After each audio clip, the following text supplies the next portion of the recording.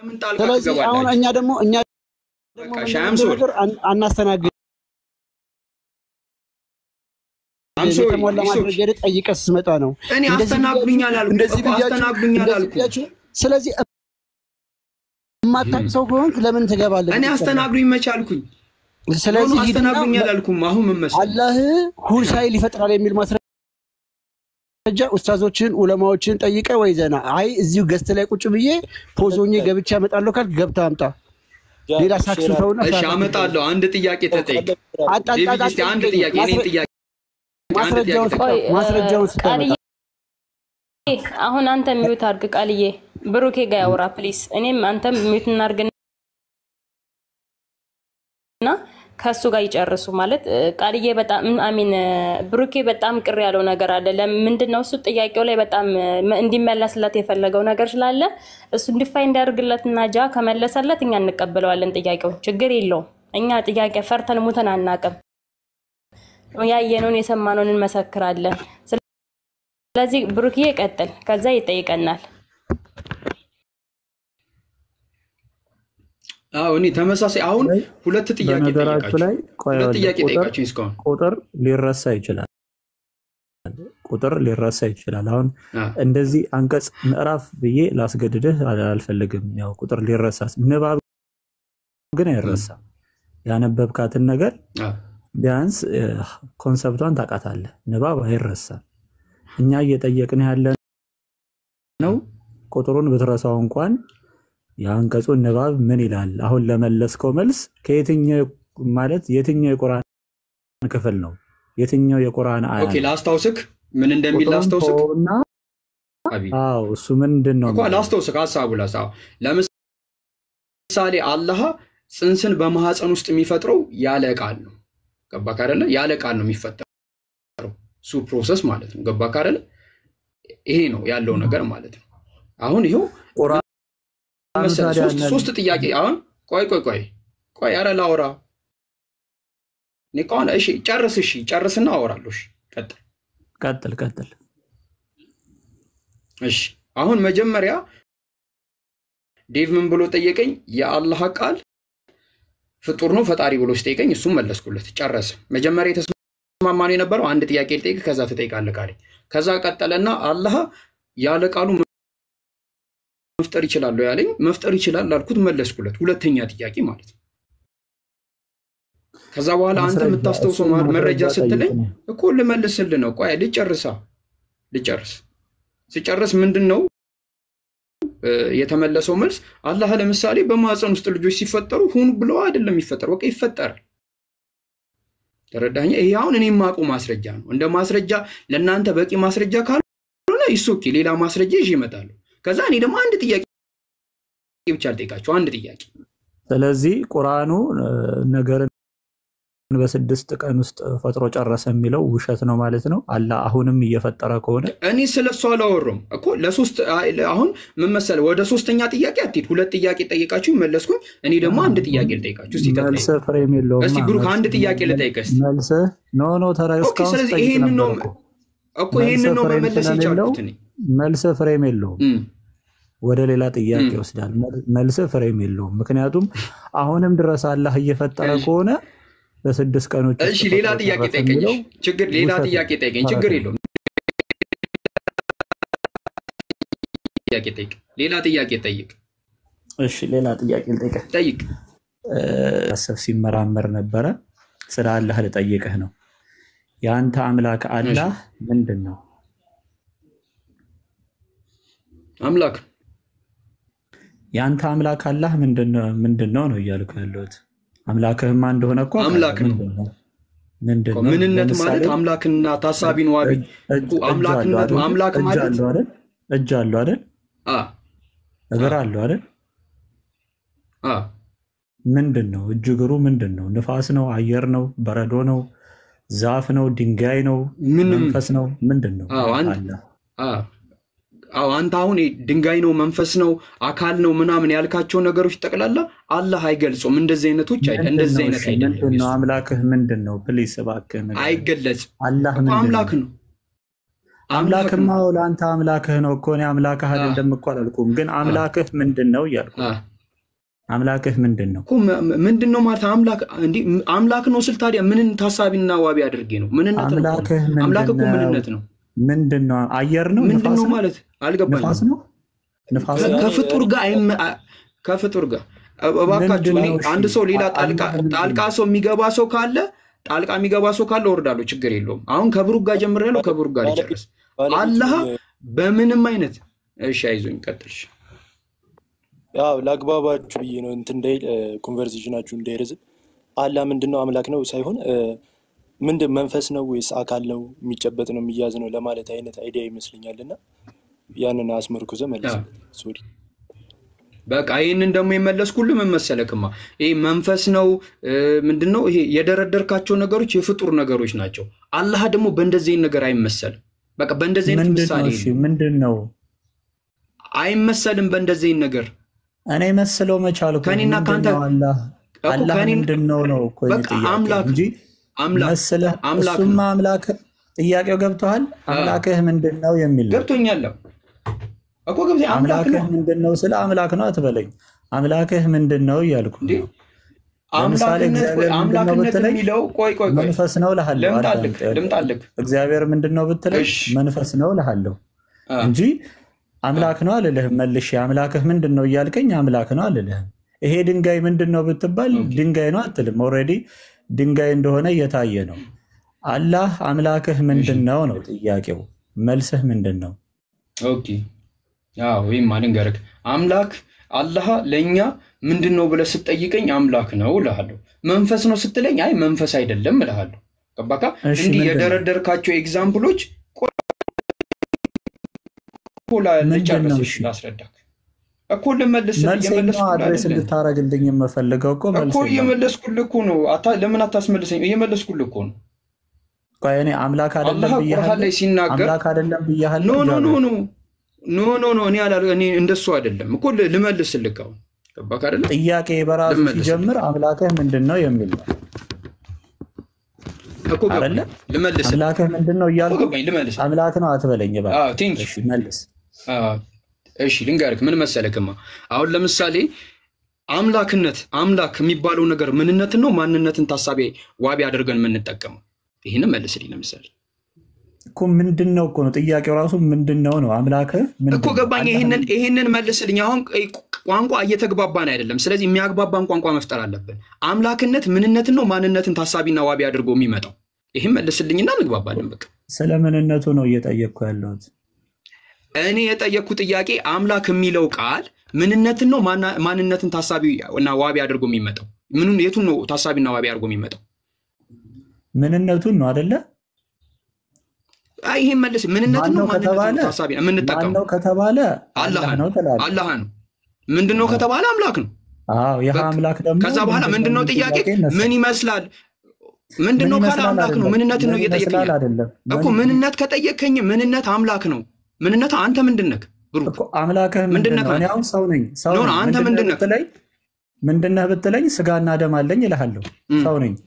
አላህ ምንድነው? ኦኬ እኮ ምን አለው በለኛ ታዲያ እኮ ምን አለው በለኝ። አንተ ምንድነህ ስልክ ሰው ነኝ ነው የምትለኝ እንጂ ስጋና ደም አለኝ አትልም። ምንድነው ያለክ ምንነት ውስጥ ካልከኝ ብዬ ስጠይቅክ ስጋ አለኝ አጥንት አለኝ ትለኛለህ።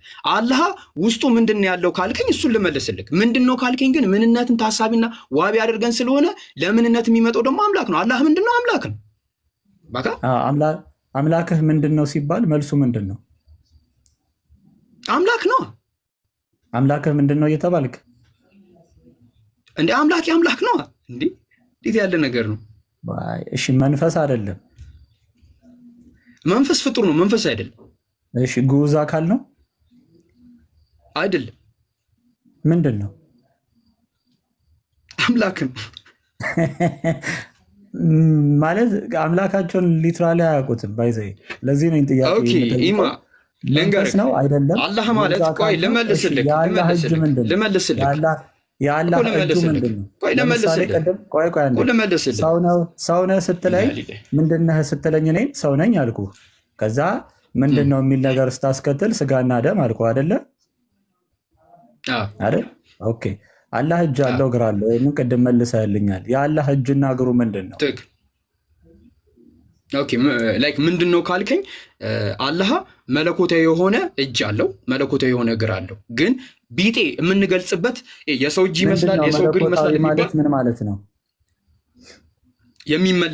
የሚመለክ አካል ማለት ነው ኮን ማድረግ የሚችል እግሩ ይመለካል አይመለክም ቆይ ልመልስልካ የኔ ጥያቄ ኖ መለኮት እኮ መለኮት ምንድነው ብለህ ጠየቅኝ እኮ መለኮትን እየመለስኩልህ እጅ እግሩ ምንድነው ነው ጥያቄ የአላህ እጅና እግሩ ምንድነው የአላህ እጅ ማለት መለኮታዊ እጅ ነው በምንም አይነት ምሳሌ አይመሰልም ስለዚህ ምን እንደሆነ አታውቀው ይሄው ነገርኩ ያወቅኩት በምንም አይነት ነገር አይመሰልም እንደ ሰውም አይደለም እንደ እንስሳም አይደለም እንደምንም አይደለም አይመሰል ምሳሌም ሆነ ቢጤ የለውም እሱ ብቸኛ ነው አላህን የሚመስል መለኮት ይታያል እኔ እንጃ እሱን አላውቅም አይ አላህን መለኮት ነው እጁ መለኮታዊ ነው አልከኝ እኮ አላህ እዚህ ድረስ ገለጸልና የገለጸልን እናገርኩ ከዛ እኔ ደግሞ አንድ ጥያቄ ልጠይቅ እስቲ መለኮት እንደሚታይ ቁርአኑ ይናገራል ስለዚህ አላህ ይታያል ነው የምትለው እኔ አላውቅም ነው ያልኩት እኔ እሱ ላይ አልደረስኩ የማላውቀውን ነገር አላውቅም እላለሁ ካስፈለገ አጥንቼ ተምሬ ይመጣሉ የማይሆን ነገር አለ የመጨረሻ ጥያቄ የአላህ እጅ ኖ ልጠይቅክ ቆይ ነገር መለኮታዊ የአላህ እጅና የአላህ መለኮታዊ እግርና መለኮታዊ እጅ ነው ከምንም ነገር ጋር አይመሰልም እንደዚህ ነው አይባል ምንድነው እኔ አሳመሳስለው ምንነቱን ንገረኝ ኮምፖዝ ነገር ንገረኝ አላውቅም ምሳሌ የለውም አልተነገረንም አያውቅም አምላኩን አያውቅም አልተነገረንም ሰምታችኋል አምላኩን አያውቅም ሙስሊሞች አምላካቸውን ችግር የለውም እንደዛም ወሰደው ችግር የለውም ጥያቄ ለጠይቅ ካለ ጥያቄ ለምሳሌ ሱራ 6:7 አላውቅም ብሩክዬ አላውቅም እውነትህን ነው አላውቅም በቃ ይኸው መለስኩልህ አላውቅም ባይዘው እኔም መመለስ ደግሞ መጣለው ጥያቄን በቅነት ማተመለስ ከሆነ መመለስልህ ጥያቄ አይኖርም እንዴ እስካሁን እየመለስኩልህ እኮ ነው ማቆ ድረስ መለስኩልህ ኖ እንዴ ማላቆን ታዲያ ታስገድደኛለህ እንዴ ማላቆን ታስገድደኛለህ ነው የመለስክ ያለው መለኮት አልከኝ ለምሳሌ አንተ ለምን ለኔ እርግጠኛ ትሆናለህ ለምን ለኔ እኔ ማቆን መለስኩልህ እስካሁን ምንድነው አምላክህ እኮ ጠየቁ እጅና እግሩ ምንድነው አልኩ መልስልኝ እኮ ገባኝ አሁን እጅና እግሩ ምንድነው ስትለኝ አላህ እጅና እግር አለው ግን እግሩ ምንድነው ብትለኝ መለኮታዊ እግርና መለኮታዊ እጅ ነው አልኩክ ከዛ ምን ብዬ ቀጠልኩ እንደዚህ ተብሎ እግር ምን ማለት ነው እኩል ልመልስልክ እንደዚህ ተብሎ አይመሰልም በቃ እንደዚህ ተብሎ በፍጡር አይመሰልም በምንም ነገር አይመሰልም እሱ ምሳሌ ሆነ ቢጤ የለውም ባልኩ መስለው እኮ አላልኩ እኮ እዚህ ድረስ መለስኩ እኮ ሀቢቢ እዚህ ድረስ መለስኩ ነው እያልኩ ያለሁት ይሄው እዚህ ድረስ መለስኩ መለኮታዊ እጅ አመሳሰል ብያለሁ ምንድነው አልከኛ እጅና እግሩ ምንድነው መለኮታዊ እጅ ነው መለኮታዊ እጅ ማለት ነው ምንድነው መለኮታዊ እጅ ማለት ነው እንዴ መለኮት እኮ ምንነትን ታሳቢና ዋቢ ነው መለኮታዊ እጅ ማለት ነው መለኮት እኮ ማለት ምንነትን ታሳቢና ዋቢ አድርጎ የሚመጣ ነገር ነው ለምን ወደ ማንነት ተወስዷልክ እኮ መለኮታዊ እጅ ስትል ምን እያልክ ነው መለኮታዊ እጅ እያልኩ ማለት ነው እኮ ምን ማለት ነው እንትን ክላሪፋይ አድርገው እንጂ መለኮታዊ እጅ ማለት ምን ማለት ነው ከጅምሩ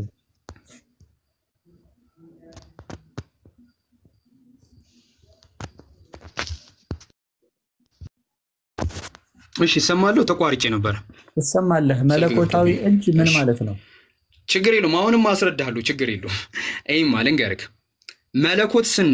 መለኮት ስንል ምንነትን ነው ማንነትን ነው ታሳቢ ዋቢ አድርገን የምንጠቀመው ይሄን መልስልኝ አጠይቀኝ እየጠየቅኩ ነው መልስልኝ መለኮታዊ እጅ ስትል ምን እያልክ ነው እኮ ገባኝ መለኮት ስንል ምንነትን ነው ማንነትን ነው ታሳቢ አድርገን የምንጠቀመው ለየትኛው ለማንነት ነው ለምንነት ነው አንተ መልሰው በቃ ላስረዳ በቃ እኮ ማትመልስ ከሆነ መለኮት ሲባል ለምንነት ነው የሚውለው ለማንነት አይውልም ገባካ መለኮት ምንድነው ብለህ ብትጠይቀኝ መለኮት ነው በቃ ሌላ ምንም የተለየ ነገር የለም የአላህ እጅና እግር ምንድነው ስትለኝ መለኮታዊ እጅና መለኮታዊ እግር ነው በቃ ምንድነው ብለህ ብትጠይቀኝም ይሄን ነው ስደጋግ እኔ እዚህ ድረስ ነው ማለት እዚህ ድረስ ነው መለኮት ምን ማለት በቃ መለኮታዊ ማለት ነው መለኮት ማለት የሚመለክ አካል ማለት ነው አማርኛ ነው ቃሉ እኮ የሚመለክ ማለት ነው የሚመለክ ስለዚህ የአላህ እጅ መለኮታዊ እግር እኔ አሁን የአላህ እጅና እግር ይመለካል አይመለክም የሚል ጥያቄ ነው የጠየቁት ኖ አይ እሱን አይደለም የጠየቀኝ ምንነትን የጠየቀኝ መለኮት እጅና ሀገር ነው አልኩ። ስለዚህ ጥያቄን አድሬስ የሚያደርግ መልስ አይደለማ እየመለስክ ያለው። በቃ እዚህ ድረስ ከመለስኩኝ የማቆን ድረስ መለስኩኝ። ለማላቆ ከሆነ ግዴታ ካላመጣች ይባላል እንዴ? በቀጣይ ደግሞ አጥንቼ መጥቼ መልስልሃለሁ እንዲህ በጨዋነት የምንወያይ ከሆነ። ስለዚህ እኔ ደግሞ አንድ ጥያቄ ልጠይቅ ብሩክዬ። ስልኬን ልክፈት። ቆይ አንዴ ስለ መለኮት እያወራህ ስለሆነ እኮ ጥያቄ ልጠይቅ ወይስ አትፈቅዱልኝም? እኮ ጥያቄ ልጠይቅ ጃቢሮ አልጨረስም ወይ? ጀምሮ አልጨረስም። አንተ ይቅም አላለም። 5 ጥያቄ ተጠየቅኩ። አይዞን እስካሁን 5 ጥያቄ ተጠየቅኩ። 5 ጥያቄ እስካሁን እኔ አንድ ጥያቄ ነው የጠየኳችሁ። ስላሴ ላይ ነበር እያወራ የነበረው ከቅድም ጀምሮ አንድ ጥያቄ ነው። አብሽር ትጠይቃለህ። ቤት አንዴ ተጠይቃለህ እኮ አንድ ጥያቄ ልጠይቅ። 5 ጥያቄ ተጠየቅኩ እስካሁን አንድ ጥያቄ ልጠይቅ። አንድ ጥያቄ ቀላል ጥያቄ የጀመራችሁት በቃ እሺ ይሄንን ያምጣና ይሄን ከጨረስን በኋላ ጠይቃ። ሌላ ጥያቄ እንዳትጠይቁ። አንብቦ ይሄንን አንብቦ ኦኬ። እንደዚሁ ኢብራሂምን ከአረጋጋጮችም የሆነ ዘንድ የሰማያትንና የምድርን መለኮት አሳየ ነው ይላል። ምን እያለ ነው ቁርአኑ?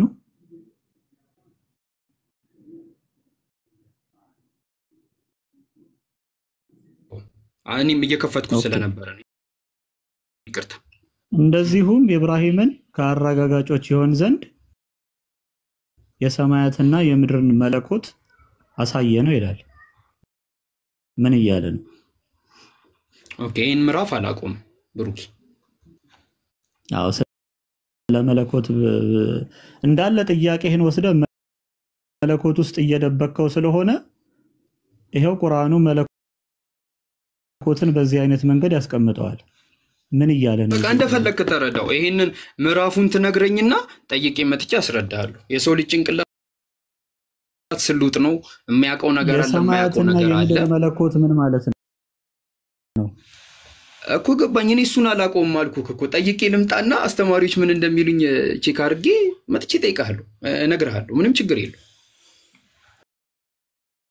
ሁሉ ነው አውቃለሁ። ያንተ መልስ በዚህ ቁርአን አንቀጽ መሰረት ውሸት ነው። የአላህ እጅ ነገር ምንድነው? እስከባል መለኮታዊ ነው ማለት አላልኩም። መቼ አልኩኝ? ይሄንን ምዕራፍ ሊድና ጠይቄ ተመሬ መጥቼ እነግርሃለሁ አልኩ። በቃ ይሄንን ያልኩህ ምንም መለኮት የሚለው ቃል አሁንም ነገርኩህ ብሩኬ። ይሄንን ምዕራፍ ወስጄ ልጠይቅና መጥቼ አስረዳሃለሁ። ይሄንን እኔ አላቆም። ይሄንን ያልኩህ ሌላ ምንም መልስ አልመለስኩም።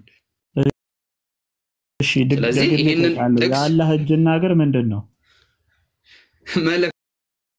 መለኮታዊ እጅና እግር። አይ መለኮታዊ እንዳትልማ ይሄው መለኮት ኢብራሂም ራሱ አይቶታል እኮ። በቃ እኮ እንደዛ ከሆነ ደግሞ ምን ብዬ መሰለክማ እኔ ጠይቄ መጣና መጥቼ አስረዳለሁ። መለኮታዊ እጅና እግር መሆኑን ማስረጃ አስጠኝ። እሱንም ይዤ ልመጣለሁ ሀቢቢ፣ ችግር የለም። ማስረጃ አስጠኝ እኮ ሰጣለሁ ማስረጃ። እሱንም ይዤ ልመጣለሁ።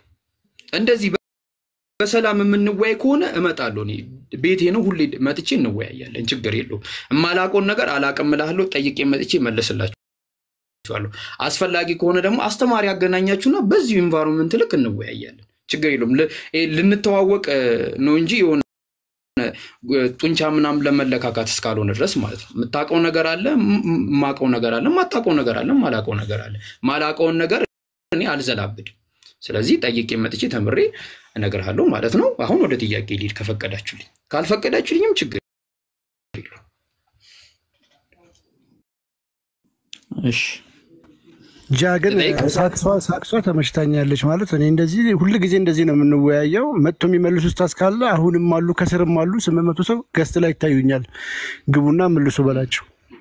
አሉ ኡስታዞች እሺ እሱን ጥሪ ያቅርብላችሁ እሱን ከብሩክ ጋር ጨርስ እዚህ ጋር ገብተው ይመልሱ በቃ ችግር የለም አይ እኮ እዚህ ስላወራኸው ኡስታዞች እዚህ ስር ስላሉ ስላዩዋቸው ከብሩክ ጋር ልጨርስ እኔ የምመልሰው መልስ ነው በጣም ቀላል መልስ ነው እኔ መጥቼ ጠይቄ የምመልስ እሺ ዴቪዬ ቴንኪው ብሩክ ጥያቄ ቀላል ከሆነ ለምን አትመልሰውም ታዲያ ምን አይነት ወሬ ነው የምታወራው ወንድማችን በእኮ በጣም ቀላል እንዴ ይሄን ያህል የሚከብድ ጥያቄ አይመስለኝም ስለዚህ ጠይቄ መጥቼ መልስልሃለሁ መልሰው ታዲያ ይሄን ያህል እኮ ካልሆነ ወደ ጥያቄ ካልከበደ በጣም ቀላል አይደለም ጃቢር ከብዶኛል በለና ወደ ጥያቄ ሄደ አይ አይከብደኝም ቀላል ነው ካልክ ወይ መልሰው ወይ ኡስታዞች እነሱ ከባደይማ ቆይ ከባድ ጥያቄ አይደለም ከብዶ እኮ ጥያቄ ልምጣ ያልከው አይደለም አለማወቅና መክበድ ይለያያል አላውቀውም ቀላል ነው ከባድ የማታውቀው ነገር በምን ታውቃለህ 10 ኪሎ 100 ኪሎ ሳታየው ታውቃለህ ሳትመዝነው እሺ ችግር የለውም የማታውቀው ቀላል ነው እሺ ይቅር ስለዚህ ከባድ ስለከበደ ነው ስለማታውቀው ቀጥልሽ በጣም ነው የከበደኝ በጣም በቃ እንትን ጥርጣሬ ውስጥ ነው ሁላ ይከተታችሁኝና ባይከብድ ማትመልሰው አንድ ጥያቄ ልጠይቅህ ትክክል እውነትን ነው የጌታ ሰው ብሩኬ ጥያቄ ልጠይቅ እግዚአብሔር ሁሉ ነገር ማድረግ ይችላል ጥያቄ አልመለስከውም አይደለ ችግር የለውም እውነት ነው እግዚአብሔር ሁሉንም ነገር ማድረግ ይችላል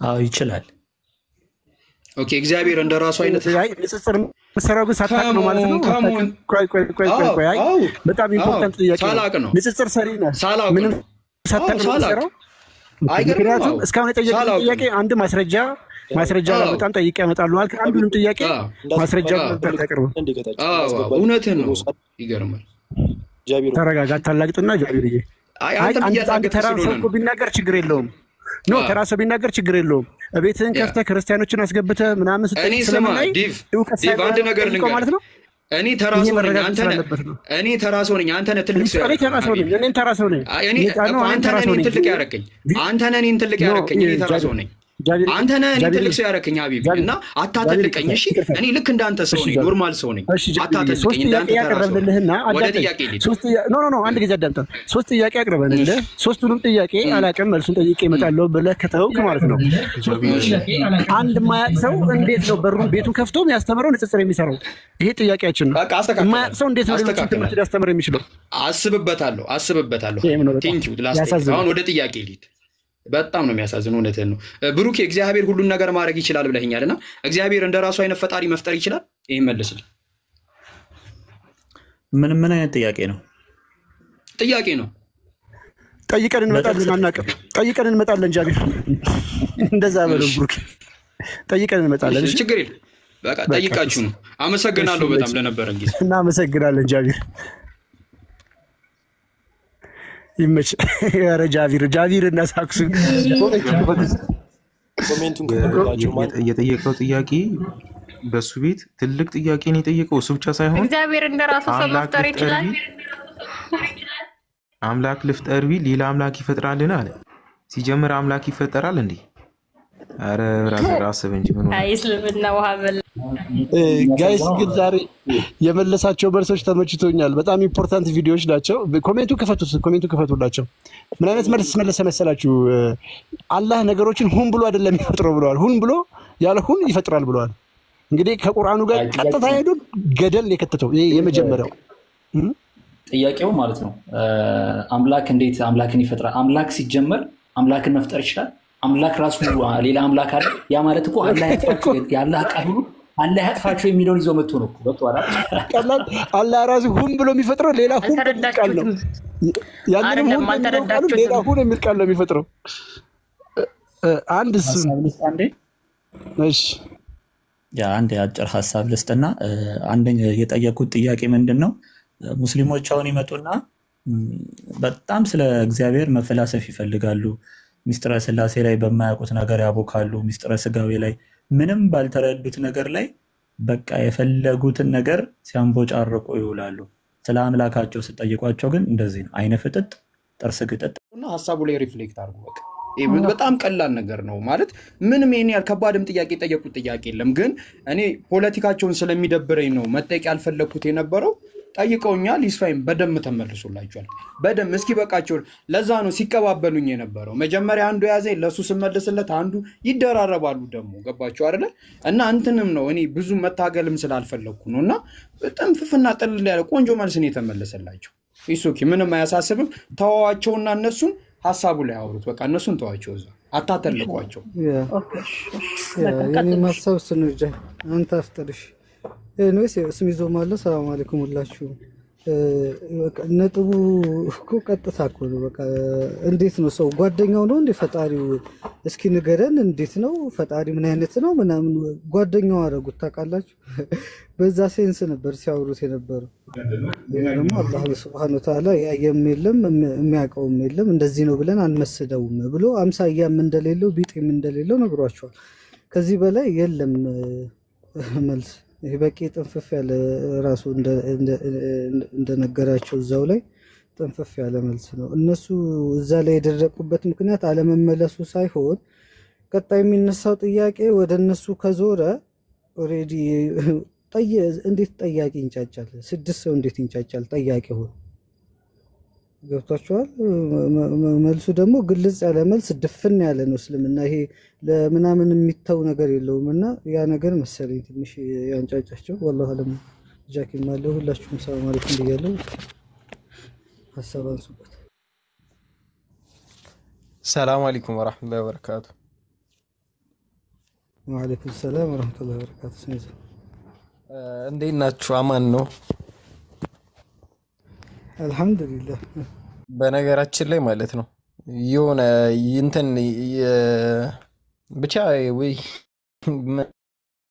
ምንድነው ልልምችለው ለዚህ ነው በጣም የሚያስጠላኝ ወደዛ መንደር መግባት ማለት ነው ልክ አንተ መጨረሻ ላይ ጠየቀው እግዚአብሔር እንደርሱ አይነትን መጠየቅ ይችላል አይችልም አይነት ጥያቄ ነው እስከ መጀመሪያ ጀምሮ ሲጠይቅ የነበረው ጥያቄ አምላክ ምንድነው ሲባል አምላክ መለኮት ነው ልንል የምንችለው መለኮት ነው እንዴ መለኮት ይያልኩ መለኮት ምንድነው አሁን የጭንቅላታቸው ላይ ወይም ደግሞ በአስተምሮቶች የሰሩት ነገር አለ በቃ እግዚአብሔር መንፈስ ነው የሚል ነገር አለ እሺ የሚያመልኩትም በመንፈስ ያመልኩታል ምናም የሚል አንድ ጥቅስ አለና እግዚአብሔር መንፈስ ነው የሚለውን ጥቅስ በመውሰድ በቃ አሁን እግዚአብሔር ምንድነው ሲባል ምንድነው የሚባለው መንፈስ ነው የሚል ነገር ለመስራት ይፈልጋሉ በነገራችን ላይ እኛ ሙስሊሞች ልንጠይቀው የሚገባው ጥያቄ ነው አንድን አካል ወይም ደግሞ አምላክ ሰማይና ምድርን በመካከል ያለውን ሁሉ የፈጠረ አምላክ መንፈስ ነው ብለው ሲሉ እኛ ጥያቄ ልንጠይቅ የምንችለው እዚህ ጋር ነው ምክንያቱም መንፈስ ስትሉ ምን ማለት ፈልጋችሁ ነው ልክ መላእክቶች ለምሳሌ መንፈስ ይባላሉ ግን መታያ የሆነ ምን አላቸው አካል አላቸው ለምሳሌ ክንፍ አላቸው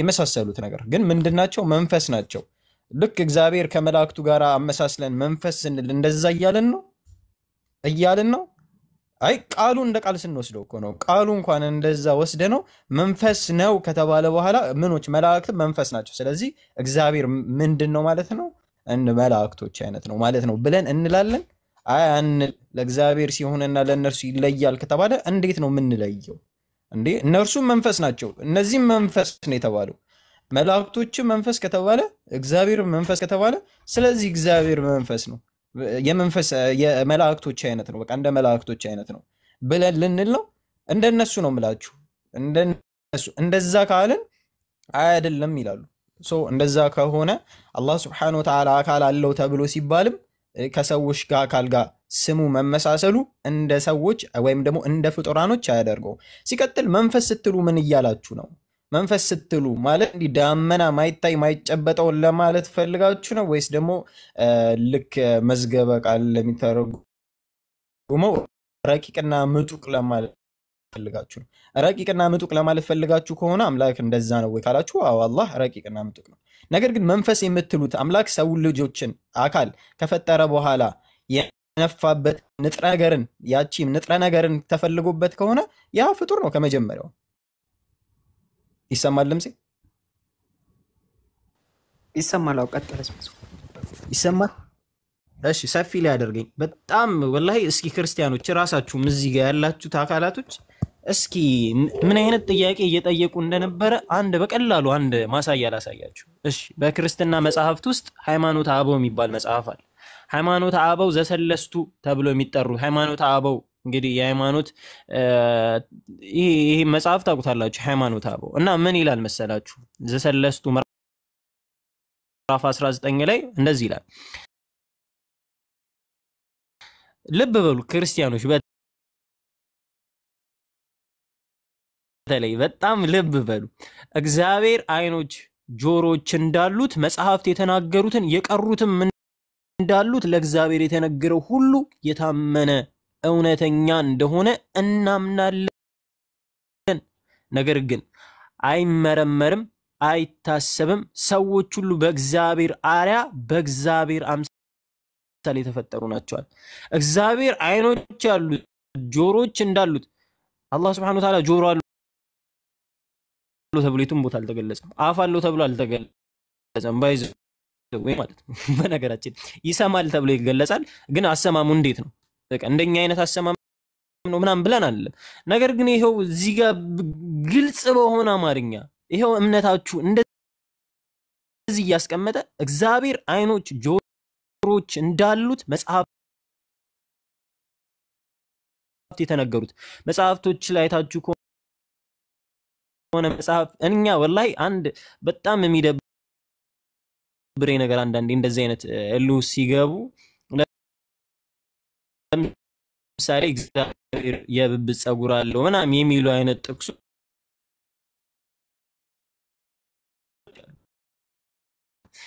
ጺሙን እናንተን ላጭቶ በላ። አሁን እነዛን በምስል መስራት እንችል ባይዘው ያን ፎቶ መስራት አንችልም። ለምሳሌ እዚህ ጋር አሁን ኤዲት ውስጥ ገብቼ በቃ አሁን ይሄው የዛ ጋር ያሉትን እየወሰድኩኝ እግዚአብሔር እንዲ ነው ምናምን ብዬ መስራት ይችላል፣ ግን አላደርገውም። አምላክን መሳደብ ነው። ክርስቲያኖች የሚያደርጉት ነገር ይሄ ነው። መጽሐፍ ቅዱስ ላይ ለእግዚአብሔር የተነገሩ ነገራቶች አላህ Subhanahu Wa Ta'ala እንደዚህ አልተገለጸም። ባይዘው ጫማ ሚል ተገልጿል ማለት እንደዚህ ያወጣን እኮ ማሾፍ ቀላል ማለት እንደዚህ አይነት ነገር ጫማ ተብሏል፣ እግር ተብሏል፣ ጫማ ተብሏል፣ የብብት ጸጉር ተብሏል፣ ወላሂ የእግር ጸጉር ተብሏል። ያንን ጸጉሩን ደግሞ ላሽቶ ይበላል ተብሏል። መጽሐፍ ቅዱስ ላይ ነው የምላችሁ። ጥያቄ አደርጋችሁ ነው እየጠየቃችሁ ያላችሁት። መምህራኖቻችሁን ደግሞ ላሳያችሁ።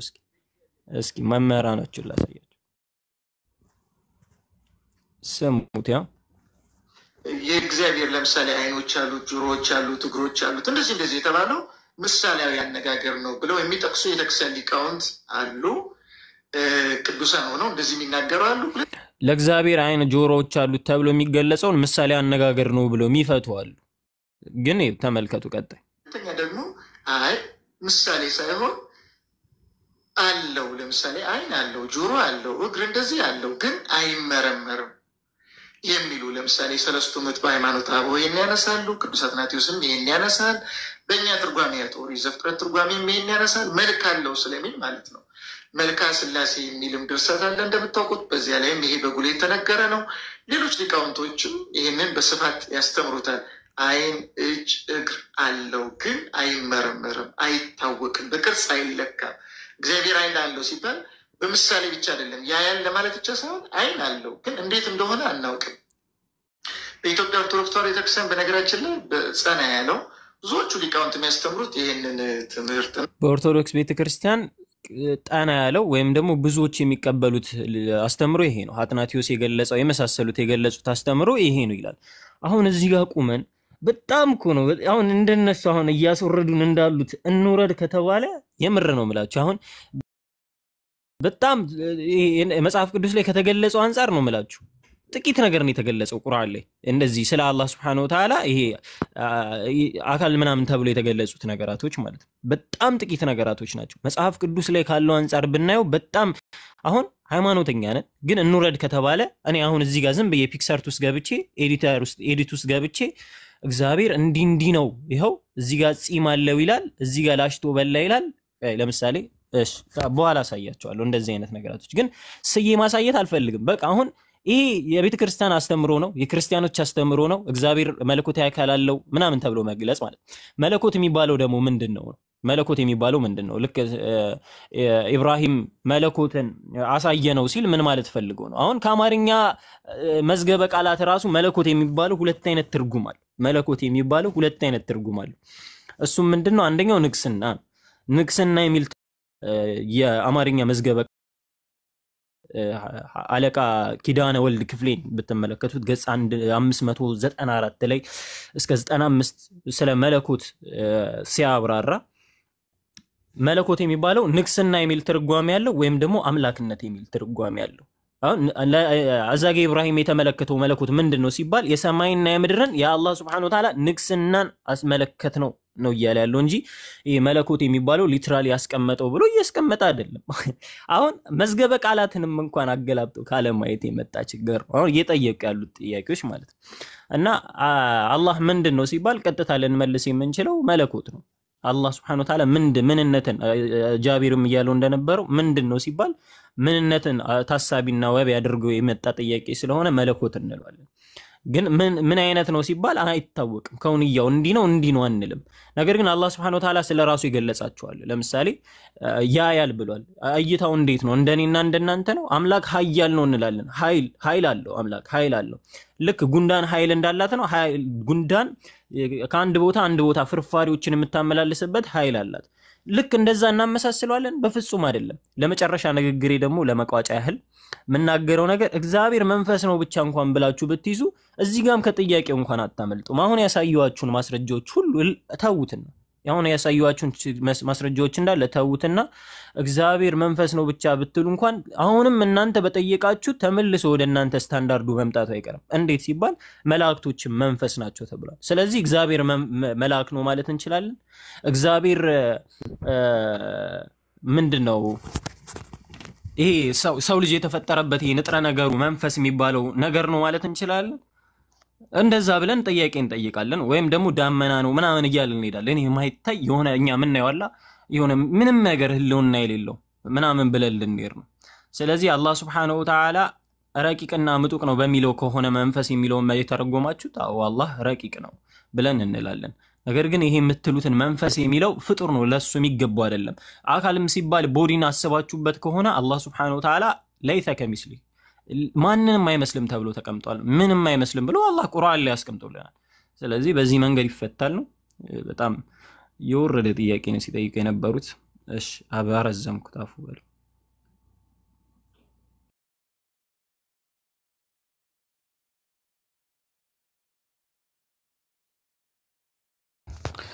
ስሚዞ እንትን መቀጠል የምፈልጉ ከሆነ ርዕስ ይዘን እንቀጥል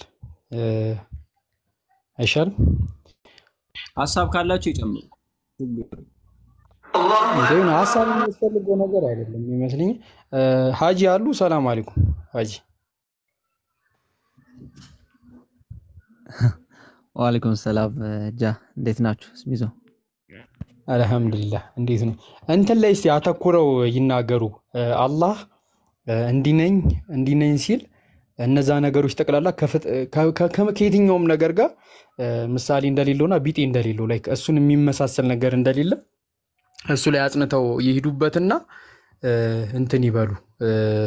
ወይ ርዕስ ይዘን እንቀጥላለን ወይ ዘግቼ እወጣለሁ። ያው ቅድም ኢብሮ ቤት የሆነ ነገር ተፈጥሮ በጣም ስለተናደድኩ ነበር የሄድኩት።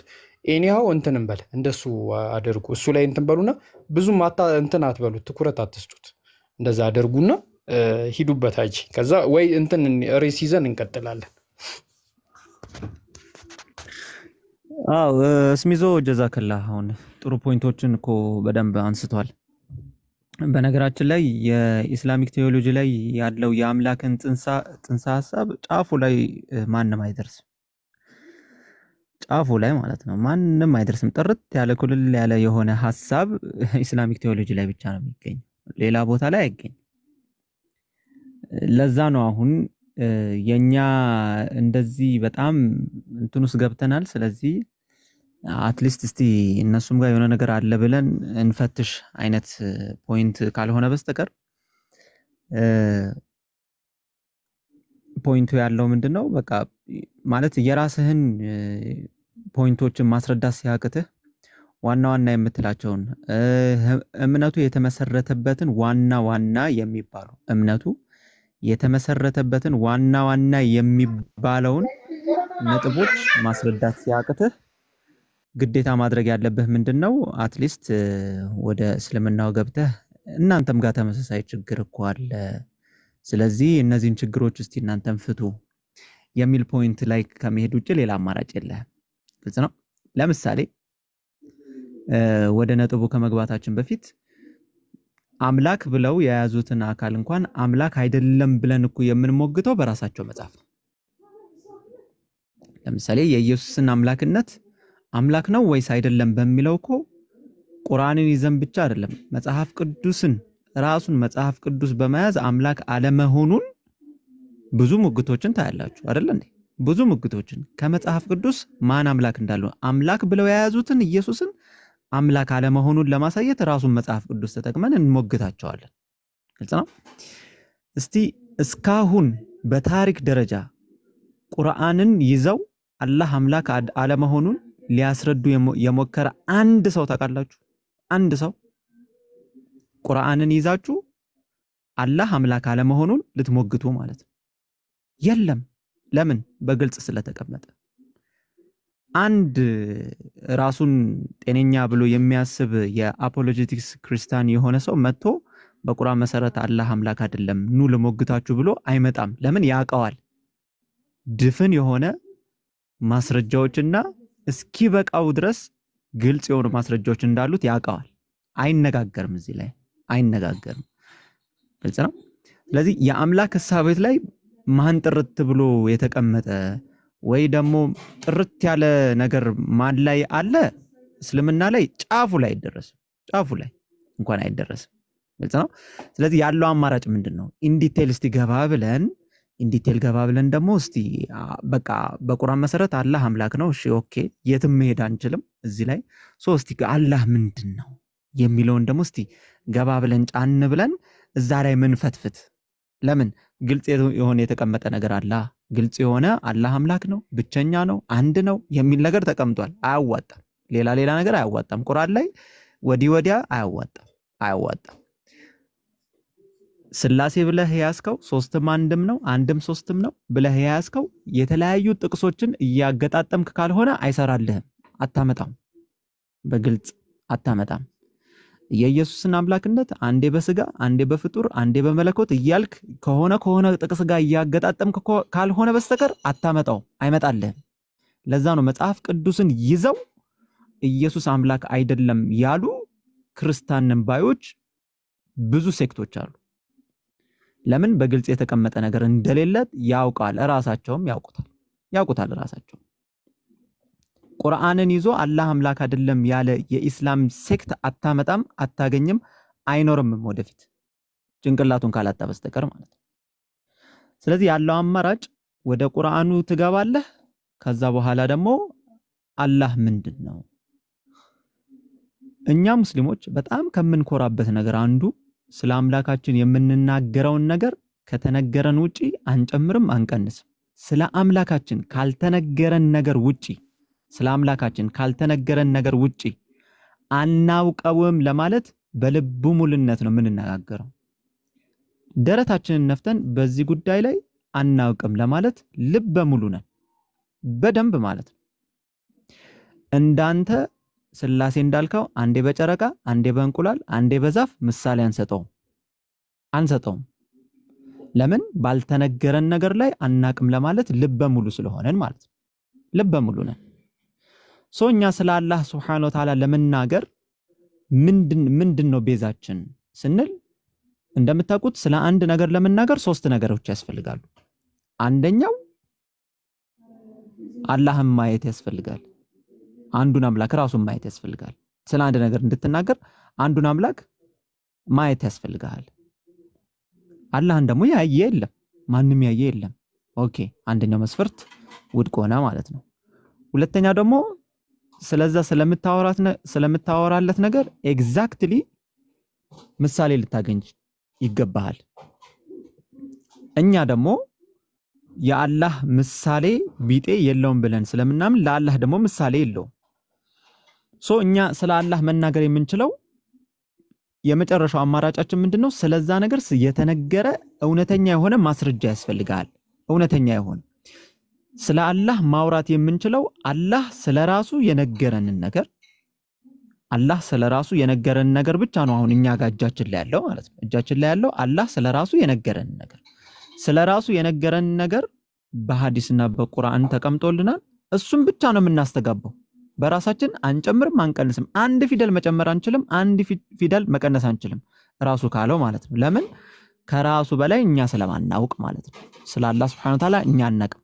አይደለም ዱንያ ላይ ያሉን ነገሮች እንኳን ኤክስፕሎር አድርገን አልጨረስንም። እንኳን አምላክ ከነገረን ነገር በላይ ልንጨምር አላህን ለማስረዳት አንዴ በሎሚ አንዴ በእንቁላል አንዴ በዛፍ አንዴ በጨረቃ አላስረዳህም።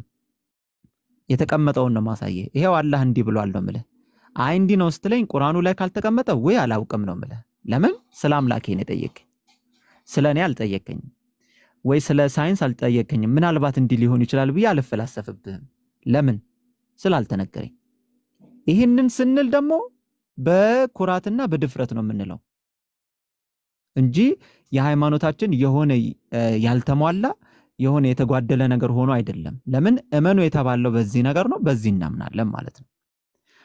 አንተ ያንን ስላሴውን ማስረዳት አቅቶ ራስህም ሳይገባህ አንደኛው ወንድ ሆኖብህ አምላክህ ሁለቱ መንፈስ አርጋቸው ኢየሱስን ስቲል ነው ወንድ አርገህ ጾታ አርገህ ይዘህዋል፣ የተጨመረ ስጋ አርገህ ይዘህዋል። በዚህ በኩል ደግሞ መንፈስ ቅዱስ አለ ትለኛለህ፣ በዚህ በኩል አብ ትለኛለህ። ይሄንን ለማጣጣም ሁሌ ሶስት ነገር በአንድ ስታገኝ ይሄ እኮ ለስላሴ ምሳሌ ነው እያልክ አንዴ በጣትህ እንዲያረክ ጅቡ እያረክ ታሳየኛለህ፣ አንዴ በእንቁላል አርገህ ታሳየኛለህ፣ አንዴ በፀሐዩ ጨረቃዋ ሙቀቷ ትለኛለህ፣ ከበቧ ትለኛለህ። ለምን አላውቅም አትል? በቃ የምታምንበት ነገር ከሆነ አላውቅም ማለት እኮ ነው። አልተነገረም ማለት እኮ በቃ ትችላለህ። ግልጽ ነው። ሲልህ በጎማ ተወስደዋለህ፣ ሲልህ በማትወስደው ምሳሌ የለም። በማትወስደው የሆነ ሶስት ነገር በአንድ ነገር ባየህ ቁጥር ስላሴ ይመስላል። ያ ደግሞ ትክክል አይደለም፣ ትክክል አይደለም። ስለዚህ የኢስላሚክ ቴዎሎጂ በአላህ Subhanahu Wa Ta'ala አንድነት ጉዳይ ላይ ጥርት ያለ ለአይምሮ የማይከብድ ለልብ የሚስማማ በሆነ የእስልምና አስተምህሮ በአምላክ ዙሪያ አትደርሱበትም። በቃ ይሄንም ማመን ነው። አንዳንዴ እንደውም ምን ጀምረው ነበር ፖይንቱ እየገባቸው ሲመጣ አይ የአምላክ ሐሳቡ ስለቀለለ እኮ ትክክል ነው ማለት አይደለም፣ የኛ የስላሴ ኮንፊውዝ ኮምፕሌክስ ሆኖ ስለሆነ ወይም ደግሞ በጣም ስለሚያወዛግብ ውሸት ነው ማለት አይደለም የሚል እንደውም እንትን እያመጡ ነበር አንዳንዴ። ያው እንረዳቸዋለን። በቃ አዎ አይገባም፣ ትክክል ነው፣ አይገባም፣ ስላሴ አይገባም ብትለው ብታወርደው አይገባም፣ ትክክል ነው። ሶስት ነገር አንድ ነገር ለማድረግ የአንድ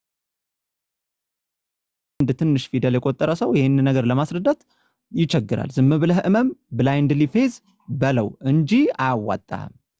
ስለዚህ አትድረስበት። የቁርአኑ እንትኑ ላይ እኔም ገደል ስለገባው አንተንም ገደል ይዤ ልግባ አያዋጣህም ነው።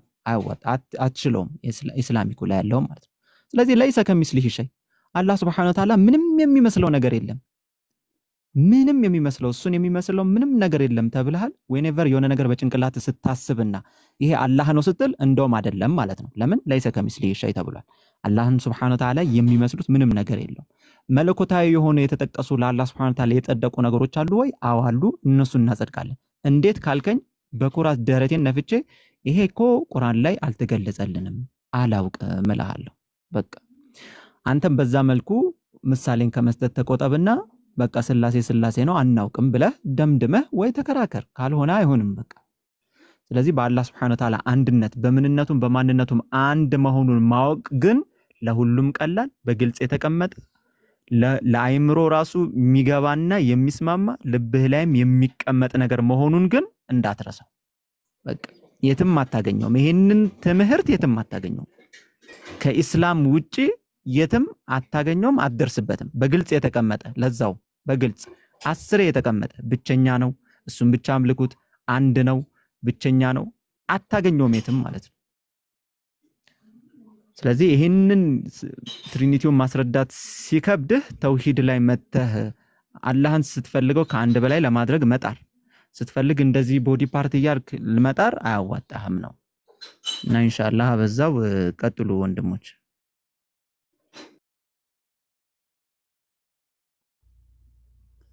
አይኮ በጣም የሚገርመኝ ምን እንደሆነ ታውቃለህ? ሁለት ኦፕሽን ብቻ ይሰጡህና አምላክ ምንድነው ይለዋል።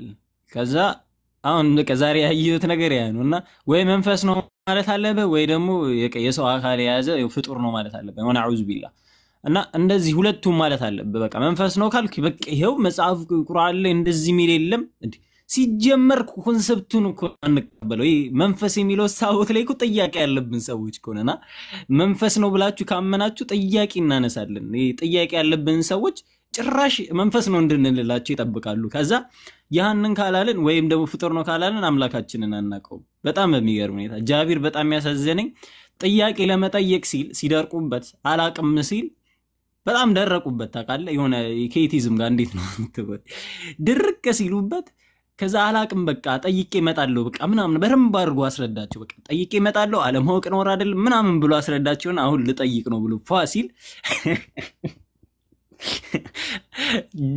ጀለሶች መቼ መጠየቅ አይፈልጉም። በቃ ታውቃለህ መጠየቁን እንደ እንትን ነው የፈሩት። ከዛ የሆነ ሳለ ጃቢር ምን ማለት ጀመረ እነሱ ይወጉት መጨረሻ ላይ አሁን ማላገጥ ጀመርክ። እያላገጡ እኮ ነው ምንም ሁሉ እያናገራቸው በቃ እንዲህ በጨዋ ደንብ የምታወሩ ከሆነ እያላገጡበት በጨዋ ደንብ እያወራችሁ የምታወሩ ከሆነ መጣሉ እያላቸው ኢቭን እኮ እነሱን ለመደለል እየተጠቀሙ ያለው ቋንቋ ይመስለኛል። ጃቢር ይቅርታ አድርግልኝ እና እነሱ በቃ እንዲመልሱለት ምናምን ነገር ለማግባባት እንዲህ በጨዋ ደንብ ካወራችሁማ ምናምን እያላቸው በኋላ ላይ ግን ምንድን ነበር እያደረገ የነበሩ እነሱ ማላገጥ ውስጥ ገቡ። ከዛ እኔ አላቅም እኮ ምንም አላቅም አልኳችሁ ኮናም ሲለው ማላገጥ ጀመር ካሉት በቃ አይ እያወቀ አልመለሰም የሚል ነገር ውስጥ ስላሰቡ ብቻ ማለት በቃ አላቅም አልኩ እኮ ካላወቅ ምናምን ሲል እያላገጠ ነው አሉ። እሱ ሲወርድ ግን ምንድነው አሉ ሳቅ ነው የሚሰራው አሉ።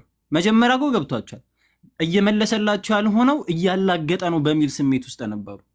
ከልክ እሱ ሲወርድ ደግሞ ሳቅ ነው የሚሰራው ማለት ጀመሩ። እና በጣም ነው ያሳቁኝና ጃቢር ያ ሁሉ ለመጠየቅ ያደረከው ግብግብ ምንም አልተሳካለም። አንተ እኔ ላይ ነው የምትበልተው ለምን እኔ ሰላም አለይኩም። በነገራችን ላይ እኔ እዛ የነበረው ነገር ላይ ሪፍሌክት ማድረግ አልፈልግም ግን አልহামዱሊላህ ዛሬ የአላህ ቃል የአላህ ባህሪ መሆኑን አምነው ነው የወጣ ነው። አይተካል አይደል እስሚዞ የአላህ ቃል የአላህ ባህሪ ፍጡርም አይደለም ፈጣሪም አይደለም መፍጠሪያው መሆኑን በስነ ስርዓት አወራርደን የወጣ ነው።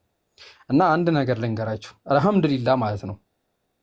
አልহামዱሊላህ እስልምና ሃይማኖት ማለት እያወቃችሁ አዲስ ነገር እያወቃችሁ በመጣችሁ ቁጥር እየተገረማችሁበት የምትሄዱት ሃይማኖት ነው። እንዴ አይወሳሰብባችሁ የሆነ ጭንቅላታችሁ ሁለት ቦታ ምናምን ነገር አይከፈልም ኔቨር ማለት ነው። ወላሂ ነው የምላችሁ ማለት ነው።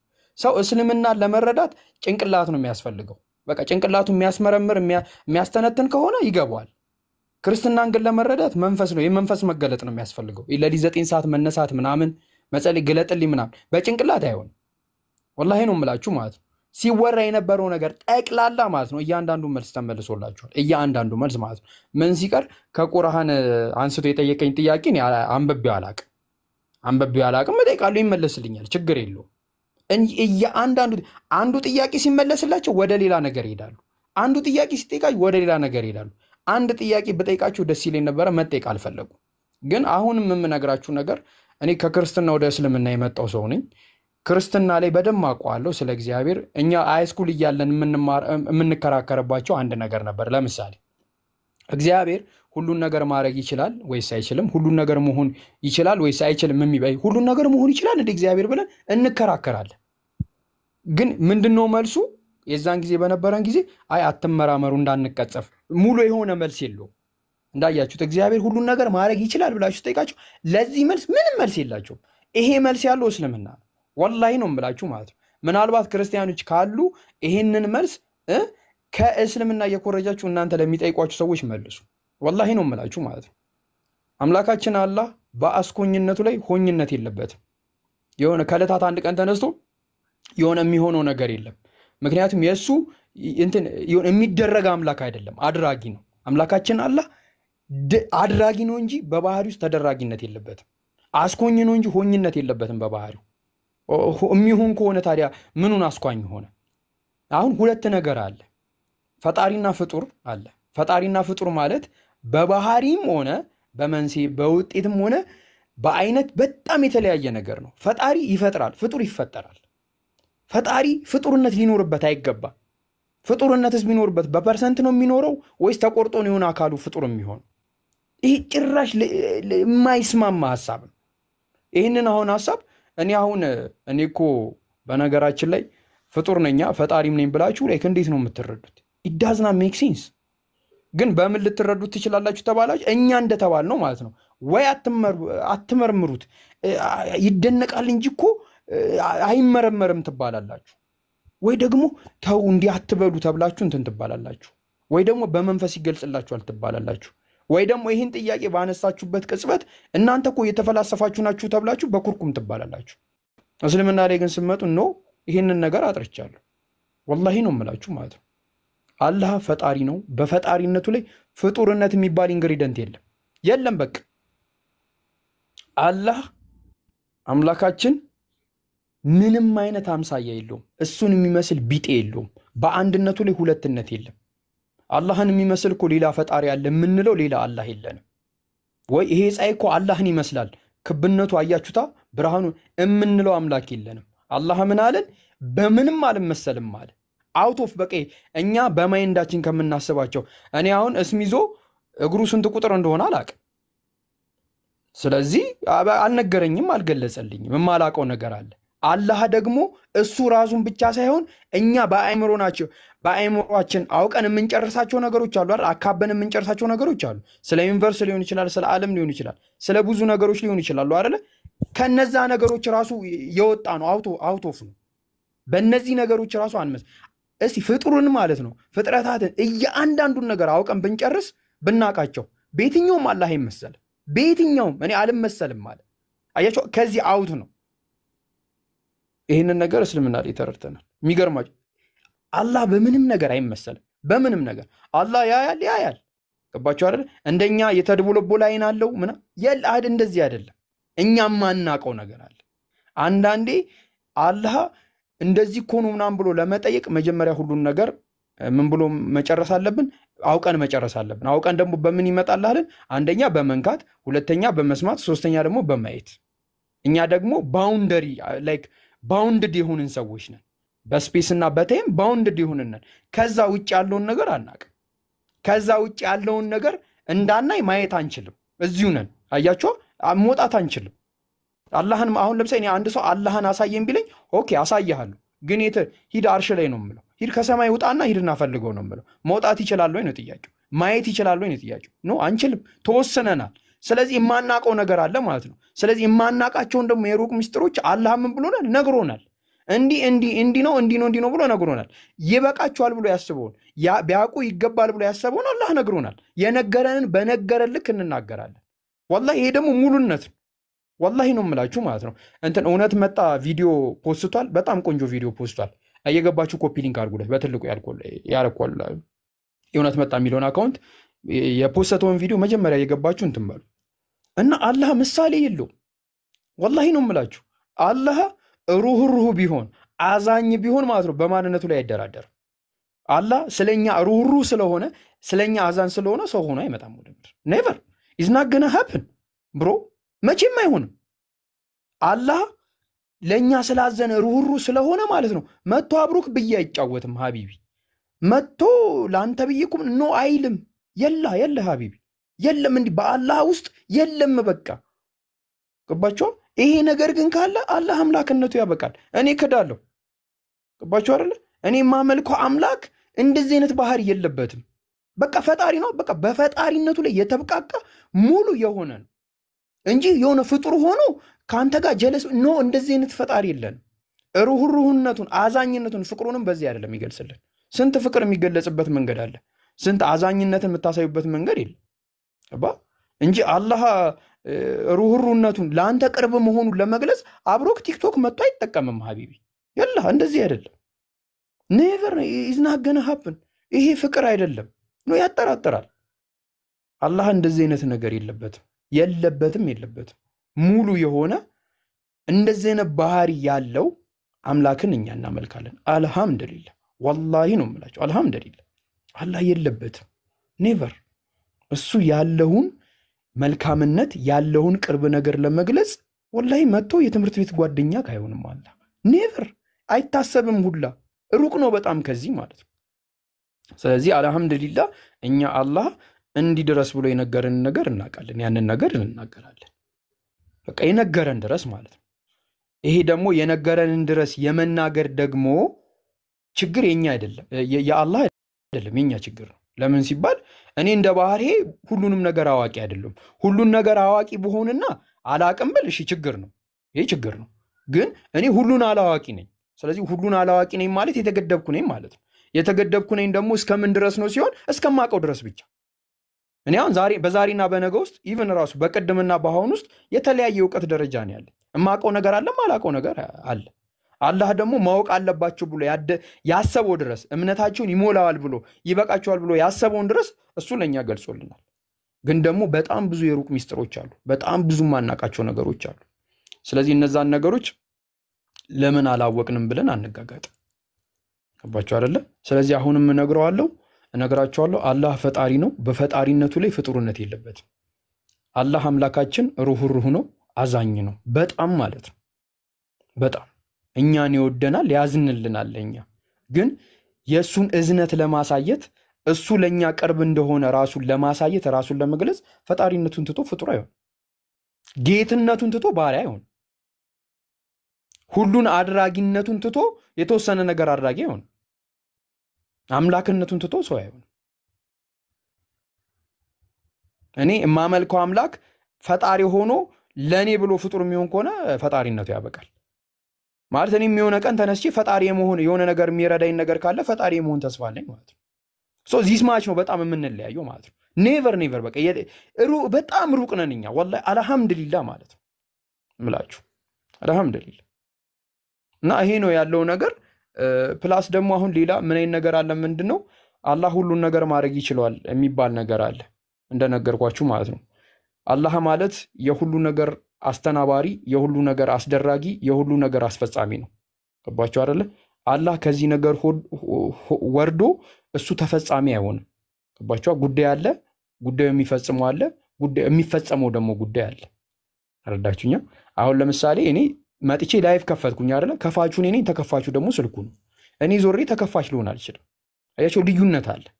ሶ አላህ በመሆን ውስጥ ያለ ፈጣሪ አይደለም፣ በአስኮኝ ውስጥ ያለ ፈጣሪ ነው። ሁሉን ነገር አስደራጊ፣ ሁሉን ነገር አስኮኝ፣ ሁሉን ነገር አስተባባሪ ነው። ሁሉን ነገር በተአምር በምንም አይነት ምክንያት አላህ ከዚህ ክብሩ አይወርድም፣ ከዚህ ክብሩም አይቀየርም መቼም ማለት ነው። እንግዲህ ሌሎቹን ለእናንተ ትቼዋለሁ ማለት የኔ ፈጣሪ እኮ የኔን ፍቅር ለመግለጽ ብዙ ነገር አለ የምናውቀው እኛም ብለን ያደግነው ነገር ነው። ግን አልহামዱሊላህ አምላካችን አላህ ከዚህ ሁሉ ነገር የጠራ ነው። አልহামዱሊላህ አሁን የምምለው ማለት ነውና ብዙም የሚያስገርም ነገር የለም፣ ብዙም የሚያስደንቅ ነገር የለም።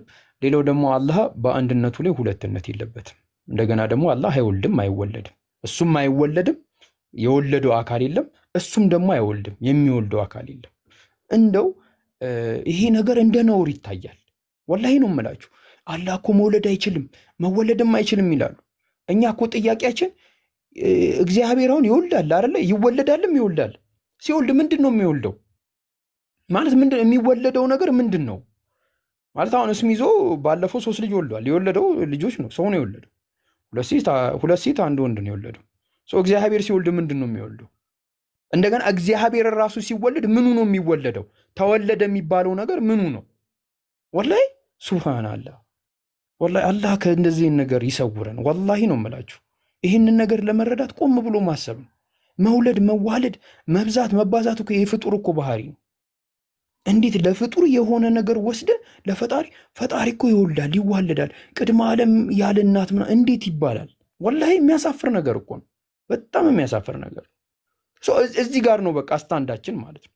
ማለት በጣም ሩቅ ነው። በጣም እስልምና በጣም ሩቅ ማለት ነው። በጣም ማለት ነው። እና ምንድነው ሰው ቤት መስራት ከፈለገ ከመሰረት ነው የሚጀምረው፣ ከጣሪያ አይጀምርም። ወይ የሆኑ እንጨት ዝም ብሎ አቋቁሞ ወይ ግድግዳውንና ጣሪያውን መሬት ላይ ሰርቶ ከዛ እንደገና ወደ መሬት አምጥቶ አይተክሉም። መጀመሪያ ግራውንድ ያስፈልጋል። ላይክ ዋት ኢዝ ዮር ግራውንድ? ገባችኋ? ምንድነው ግራውንዱ ማለት? መጀመሪያ ምንድነው መሰራት ያለበት? ግራውንድ ላይ መጀመሪያ መግባባት አለብን። ኑ ግራውንድ ላይ መጀመሪያ እኛ አምላካችን አላህ ነው። ስለሱ ስለምንነቱም ስለማንነቱም የፈለጋችሁትን ጠይቁ። ግራውንዳችን መቼም አይጠይቁንም።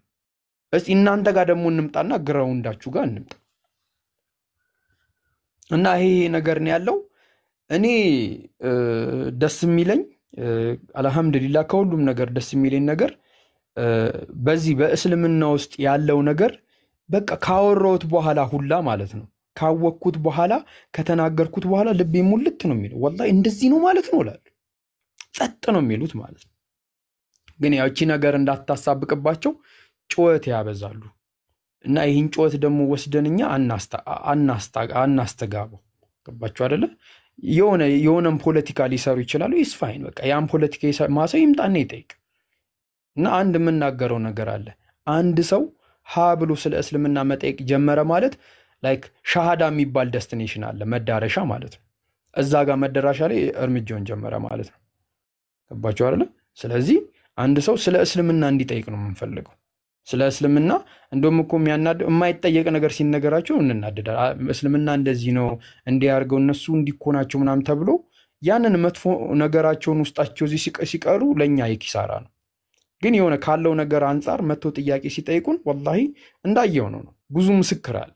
ብዙ እንደ እስልምና እንደዚህ ነው ብሎ ተረድቶ ወደ እስልምና የመጣ ብዙ ሰው አለ። ምንም ሰው ስለ እስልምና መጠየቅ ከጀመረ ወይ ካልተረበሻችሁ እረፍ፣ እዛ ቤት አትግባ፣ አትጠይቅ፣ ምን ያንቀለቅልሃል እዛ ቤት ምን ጥለክ ነው እነሱ እኮ በእንትኔ ካልተባላችሁ ድረስ ስለ እስልምና መታችሁ ከጠይቃችሁ እስልምና ቤታችሁ ውስጥ በምን አይነት ሁኔታ አስቤዛ እንደምትገዙ መልሳለሁ። አስቤዛ ምስር፣ ድፍን፣ መኮረኒ፣ ሩዝ፣ ፓስታ ምናምን እሱ ራሱ ላይ መልሳለሁ እስልምና። ይህን ተውት። ስለ አስቤዛ አለ፣ ባል እንዴት ማድረግ እንዳለበት ይሄ ራሱ አለው እስልምና። የሚገርማችሁ ነገር ማለት አያችሁት? እስልምና ወላሂ በጣም ነው የሚገርመኝ። ወላሂ ነው የምላችሁ ማለት አለ። በቃ እየገባችሁ በሄዳችሁ ቁጥር የሚዛቀው ነገር ብዛት ማለት ነው። ብዙ ነገር ነው ያለው እና አሁንም ደግሜ የምናገረው ነገር ዓለም ላይ የሸይጣንን አሰራር ሸይጣንን ፍለፊት ለፍለፊት እየተጋፈጠ ያለው እስልምና ብቻ ነው። ሊነቀንቁት ያልቻሉ የሚጻፍበትን ጥላሸት ነገር አስቡት። እንዲኮናቸው የሚሰራበትን ፖለቲካ አስቡት። ደንቆሮ እኮ ናቸው፣ መሀይም ናቸው። እንደ ብሉይ ኪዳን የጨለማ ምናምን ስንት ነገር የሚሰራብን ነገር አለ። ብዙ ነገር መልስ እኮ የላቸው። ነብያችሁ እንዲያርጉ ገለመሌ መለመሌ ምናምን ስንት የሚባል ነገር አለ። ገባችሁ? ግን ያው እንዳሰቡት አልጎተቱት። እያበራ ነው እስልምና፣ እያበራ ነው ማለት ነው። ገባችሁ አይደል? እያበራ ነው፣ እያንጸባረቀ ነው። የሚያንጸባረቀው ደግሞ በእውቀት ነው። በእውቀት የሆነ መልአክ መጥቶ ምናምን አይደለም የሚያበራላችሁ። በእውቀት አንብብ፣ ስታነብ እንትን ይባላል። እንትን ነው አሁን እኛ ልዩነታችን። ሌላ ሃይማኖት ላይ ሰው ወደዛ ሃይማኖት ውስጥ ጸልይ፣ ትበረታለክ፣ ገዳም ሂድ፣ ተጠመቅ ምናምን ብሎ በዛ ነው የሚቆላልፉት። እስልምና ላይ ተማር፣ እወቅ። ጉድም ካለ ሰልመ ካለ አይደለ እንደሚባለው ጉድ ካለ ገብተህ ታየዋለክ፣ ከዛ ትወጣለክ፣ ችግር የለውም። ምንድነው? ተማር አንብብ ነው የሚባለው እስልምና ላይ። ሰለምሽ? አዎ። እየተማርሽ ነው? ኧረ አይደል። ተማሪ፣ መማር አለብሽ። ከእስልምናም ካወቅሽ ከወጣሽ አውቀሽ። ገባችሁ አይደል? ከተቀመጥሽም አውቀሽ ነው። እንዲህ ዝም ብሎ በስታይል ምናምን ስለተመቸኝ ነው ሙዱ ምናምን ተብሎ ቫይቡ ስለተመቸኝ ነው ተብሎ እስልምና ላይ አይቆይም። መማር አለብን። መማር ወይ ደግሞ መስጊድ ለመስጊድ መዞር እስልምናን አያጠነክርም። ወይ ደግሞ እየዞሩ ምጽዋት መስጠት ሀጅ ማድረግ ምናምን ነገር እንትን አይልም። እስልምናን ጥሩ አያደርገው። ዲናችሁ ላይ ጠንካራ ያደርጋችሁ ምንድነው? እውቀት፣ መማር። እስልምና ምንድን ነው? የተለያዩ ነገሮች ላይ ምን አይነት ገጽታ አለው? ምን አይነት እምነት ነው ያለው? ምን አይነት ነገርን ይናገራል? ምን አይነት ነገርን ሪኮመንድ ያደርጋል? የሚለውን ነገር ታውቁ። የማትነቃነቁ ሆናችሁ ቁጭ እርፍ። እኔ እስልምናን በደንብ አጥንቼ ነው የገባሁት። በደንብ ማለት ነው። በደንብ በጊዜው በነበሩ ሰዎች በቃ ጥያቄ ተፍቶኝ ራሱ እንትን ስል በቃ እኔ ምንም በቃ እንዴት ልበላችሁ እስልምና የበለጠ ኤክሴተር ለሆንበት ካልሆነ በስተቀር እኔ እንጃ። እኔ ምንም እንትን የሚለኝ ነገር የለም። የተብቃቃ ሃይማኖት ነውና አልহামዱሊላህ ለዛ ሁላችንንም አላህ እንግዲህ ይጠብቀን ነው የምለው። እንዲህ በፍቅር በደስታ እንደተሰባሰብን እንግዲህ አላህ በጀነት ይሰብስበን ነው የምለው። ግን ይሄን የመሰለ ዲን ኖሮ እባካችሁ አትሳደቡ። እባካችሁ በቃ ትርፍ ያልሆነ ነገር ከሰው ጋር ሰጣ ገብ ውስጥ አትግቡ። በቃ ያዝነው ነገር ይሄ ጽድት ያለ ነገር አያችሁ የሚያንጸባርቅ በቃ ስፍስፍ የሚያደርግ ዲን አለን አያችሁ። አናበላሽው በቃ ተምሳሌትን ነው ገባችሁ አይደል? ይሁን ዲናችንን የዚህ ዲን አካሎች እንደመሰልን በባህሪያችን እናሳይ። ከሰው ጋር አንሰዳደብ። በቃ ሰጣ ገብ ውስጥ አንግባ። ትርፍ ነገር ውስጥ አንግባ። በቃ ተዋዋቸው። የሆኑ ሰዎች ልላፋችሁ ብሏችሁ ሲም አትላፉ። በቃ ይቅርባችሁ። ሰዎች በሚሰሩላችሁ ፖለቲካ ውስጥ አንድ ላይ ገብታችሁ አትጡዙ። እውነት እዚህ እኔ የማውቃችሁ ልጆች አሏችሁ በጣም እየወደድኳችሁ ቅርምታ አትሳደቡ። በቃ ሰደቡባችሁ አይደለ አላህና መልእክተኛው ተዋቸው። በቃ ትታችሁ ውጡ። አትሳደቡ። እነሱን ሊያበሽቅ የሚችል እነሱን ሊያናድድ የሚችል ነገር አትጻፉ። ይሄ የሚበላ የሚጠጣ የሚሸና አምላክ ምን ነው አያስፈልግም። በቃ ይሄንን ነገር እየጻፋችሁ ወደዚህ ዲን ልንጠራቸው የምንፈልጋቸውን ሰዎች አግሬሲቭ ነው እያደረጋችሁ ያላችሁ። አይመጡም። በቃ እዛ ቤታቸውን ዘግተው የመልስ ምት እኛን ሲሰድቡን ይውላሉ። እኛ ደግሞ ስንሰደብ እኛን ነው የሚያመን። ሲሰደቡ አላህና መልእክተኛውን ካያችሁ ያማል በጣም እና ቢያንስ እኛ የድርሳችንን እንወጥ። የድርሻችን ምንድነው? በቃ ሲሳደቡ ካያችሁ ቤቱን ለቃችሁ ውጡ። በቃ አትላፉ ከነሱ ጋር ገባችሁ አይደል? በቃ የዲኑ ሰው መሰሉ። እስልምና የሚባል ዲን ያለው የዚህ አካል መሰሉ፣ ሙስሊም መሰሉ። አትሳደቡ። በቃ ይሄንን ለማለት ያክል ነው። አዲስ ዓለም ላወራ እያለች ነው። ሰላም አለይኩም አዲስ። እኔ ላወራ አላልኩም። አለይኩም አሰላም። እንዴት ናችሁ? ሰላም ለማለት ያለ አሪፍ መልእክቶችን አስተላልፋል። አቋሪ ጨምሪበት ከፈቀድክልኝማ። ኦኬ ይሄኛው ሌላኛው አካውንቴ ነው። ያኛው ትንሽ እንትን ያለ ሰው ጀስት ባክአፕ አካውንት ነው። ታንክ ዩ። ሰላም አለይኩም ሁላችሁ ሙስሊሞች እንዲሁም ደግሞ ክርስቲያንና ማንኛውም ወገን ጓደኞቻችን እንዴት ናችሁ? አሪፍ ነው። ንጽጽር ራሱ ኮምፓራቲቭ ሪሊጅን እውቀት ይጠይቃል። ባይዘወይ የተረዳሁት ነገር በአጭር ጊዜ ማለት ነው። ማናችንም ለዛ ነገር የተሰጠን ነገር ነው ማለት አይደለም።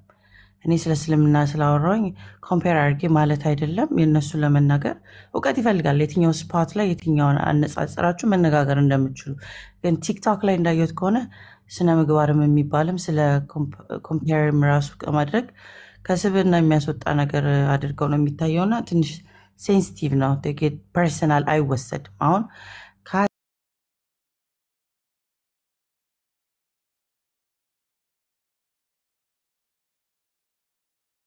ህጎች አሉት። በዛ መሄድ ትችላላችሁ። ደስ የሚለው እስልምና ሙሉ ቦታ ነው፣ ሙሉ እውቀት ነው። እንዲሁም ኮምፕሊኬት ሆኖብኝ አያውቅም። ግን ለሚሆንባቸው ሰዎች ያው ማስረዳት ያን ያህል ችክ ብላችሁ ግዴታ የለም። የማታውቁትን ቅድም በጣም የወደድኩት ነገር ምንድን ነው? አላቅም። በቃ አላቅም ቤስት አንሰር ነው። አላቅም አሁን ማለት ኔክስት ምንድን ነው ማለት ነው? አውቃለሁ ማለት ነው። አሁን አላወቅኩትም። የሚቀጥለው እርምጃ ወደ ማቅና የሚሄደው ሰው አሁን ላይ መተናነቅ ያስፈልገውም ነው እና አሪፍ መልስ ነው። ሳምሃው ደግሞ እኔ ፈጣሪ በጣም እስልምና ውስጥ የወደድኩት ነገርና ሙስሊም እንደሆነም ያደረገኝ ነገር ፈጣሪ አለመታወቁ መንፈስ ሳምቲንግ የሆነ ነገር አለመሆኑ እንዲና እንዲ ያለኝ እንኳን ቢል በራሱ መልክ እንጂ እኔ በራሴ እጅና እግር ወይ አፍንጫ በሚል ያያል ይሰማል ስል በዚህ ዲፋይን በማይደረግበት በመሆኑ አልহামዱሊላህ ሙስሊም በሆንኩበት አለመገለጹ ዛሬ ላይ አለመታወቁ ልብን ደስ የሚያሰኝ ነገር ነው። ቢኮዝ እኔን የሚመስል ነገር ከሆነማ ወይ የተወለደ ከሆነ ትንሽ ከባድ ነው። ኤኒዌይስ እሱ ጋር እንትን ለማለት ሳይሆን የምታነሳቸው ነገሮች ምናምን አንተ አሪፍ ቴክኒኮችን ትጠቀማለህ። ጃጌም አሪፍ ነው።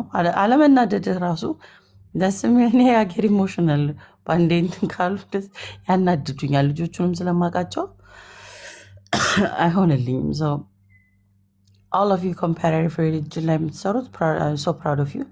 ለየቦታው መተው አሪፍ ነው። like ስሚዞ የሚያስቀምጠው ነገር አንጀት አርስ ነው። በቃ on to the point ነጥብ እና በጣም ደስ ብሎኛል። አብራችሁ ቁጭ ስላልኩም ደስ ይለኛል። ልስማችሁ።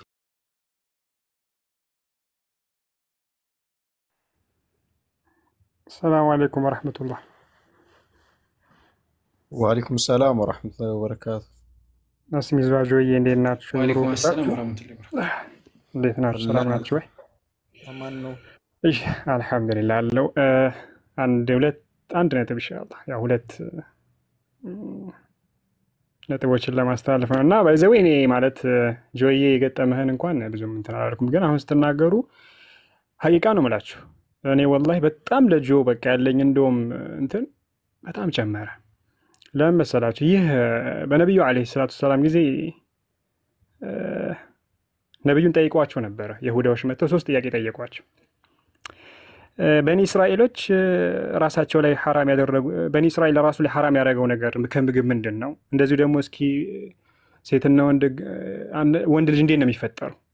ሴትስ እንዴት ነው የሚሆነው? እንዴት ነው የምትሆነው? እስኪ ይሄ አወላለድ ላይ ምናምን ብለው 3 ጥያቄ ጠየቋቸው። ከዛ ነቢዩ ዓለይሂ ሰላቱ ሰላም ዝም አሉ፣ መልስ አልሰጡም። ወላሂ በጣም ነው የገረመኝ። አሁን ነው እና በጣም ጆዬ ያከበርኩህና በጣም ወላሂ ትልቅነትህን ያየሁበት። ከዛ ዝም አሉ ነቢዩ ዓለይሂ ሰላቱ ሰላም። ዝም ሲሉ ኢንሻአላህ እነግራችኋለሁ አሉ። በቃ እነግራችኋለሁ። ዋህይ እየጠበቁ ነው እሳቸው። በመጀመሪያው ቀን አልመጣም፣ ሁለተኛው ቀን አልመጣም፣ ሶስተኛው ቀን አልመጣም። ሰሃቦች 2 ቦታ ተከፈሉ። ከፊሎቹ እንዲህ ለምን አይመልሱም ነቢዩ ዓለይሂ ሰላም ወህዩ ስለምን ቆየ? ከፊሎቹ ግን ምን ታውቃላችሁ? በጣም የገረመኝ ዝምታው ራሱ አሉ አላቅም ብሎ ዝም ማለቱ ራሱ ነብይነቱ ነው የሚያሳየው አሉ። ለምን? ከራሱ ፈጥሮ አለማውራቱ ወህይ እንደሚጠብቅ በራሱ መታወቁ ራሱ ትልቅ ነገር ነው ተባለ። እና አንዳንዴ የማናውቀው ነገር ጥያቄ ሲወረወረብን እኔ አላቅም፣ ኢንሻአላህ ሳቀው መልሳለሁ፣ ጠይቃለሁ ማለት ይሄ ወላሂ ትልቅነት ነው። እና በዚህ አጋጣሚ ትልቅነት ያየው ብዙ ጊዜ እኔ ሕዋሮችን ያለው እንደዚህ ክርስቲያኖች ብዙ ጊዜ የሚጠለፉት እንደውም እነሱ እንደዚህ አይቦት ሳያውቁ ዝም ብለው ይፈላሰፋሉ። ከዛ በመጽሐፍ በጥቅስ በተለያየ ነገር ይያዛሉ ዞረው ማለት ነው። ግን አልሐምዱሊላህ እስልምና ላይ ማናውቀውን ነገር አናውቅም። ኢንሻአላህ ስናውቅ እንመልስ። ይሄ ትልቅነት ነውና ጆዬ እንደውም ያየሁበት በጣም አዋቂነትህን ነው ያየሁበት ማለት ነውና ማሻአላህ አላህ ይጨምርልህ ሀቢቢ። እና ሌላው ደግሞ ቅድም ስሚዛ እያሳቀኝ ነበር ስለ ፈጣሪያችሁ ዲፋይን ለማድረግ ወደ ሩዝ ወደ ጎማ ወደሚበላ ወደሚጠጣው ወደ እንትኑ እየሮጣችሁ ምሳሌ ለመስጠት እንቁላሉም አልቀራችሁ እንደዛ እየሮጣችሁ እስልምና ውስጥ ገብታችሁ እንደዚህ እንትን ለማለት ተውት። ይሄን እስልምና ለምታነሷቸው ጥያቄዎች ከአንድ በላይ መልስ አላችሁ። መጀመሪያ የራሳችሁን በደንብ አይታችሁ ለራሳችሁ መልስ ካዘጋጃችሁ በኋላ ነው ወደ እስልምና ላይ ከአንድ በላይ መልሶች ያው ለምትጠይቋቸው ጥያቄዎች ወሊላሂ አልሐምድ። እና መጀመሪያ ከሚበላው ከሚጠጣው እስክሪፕቱ አልቀራችሁ እየዞራችሁ ነው። እና እሱን ትታችሁ መጀመሪያ እስኪ ራሳችሁ ላይ ቆሙ ለማለት ያለው ቅድም ስሚዛ በደንብ አብራርቶታል። የአላህን ሱብሃነሁ ወተዓላ እኛ በአስማው ሲፋት ላይ በአላህ ጉዳይ ላይ ያለን አቋም ስሚዛ ቅድም ዘግቶታል፣ ማበላሸት እንዳይሆንብኝና አላህ ሱብሃነሁ ወተዓላ በቃ ነግሮናል ቁርአን ላይ ሱረቱ ሹራ 11ኛ አያ ላይ አላህ ሱብሃነሁ ወተዓላ ለይሰ ከሚስሊሂ ሸይኡን ብሏል። በቃ አላህ ለይሰ ከሚስሊሂ ሸይኡን አለ። አላህ የሚመስል ነገር እንደሌለ አሰበተና ወሁወ ሰሚዑል በሲር እዛው አያይዘው ማለት ነው። አላህ ሰሚና ተመልካች ነው። በቃ አላህ መስማትና ማየቱን እናረጋግጣለን። ነገር ግን አስቀድሞ አላህ አንድ ቃይዳ ነግሮናል። አላህ የሚመስል ነገር የለም። በቃ አየህ እንዳታመሳሰል ይሰማል ከተባለ እንደዚህ ነው እንደዚህ ነው ብለህ እንኳን ፍልስፍና ውስጥ እንዳትገባ መጀመሪያ አላህ ስንኙን ቋጠረውና ለይሰ ከሚስሊሂ ሸይኡን አለከና አስከትሎ ደግሞ ለራሱ ባህሪያዎችን አሰበተልክ።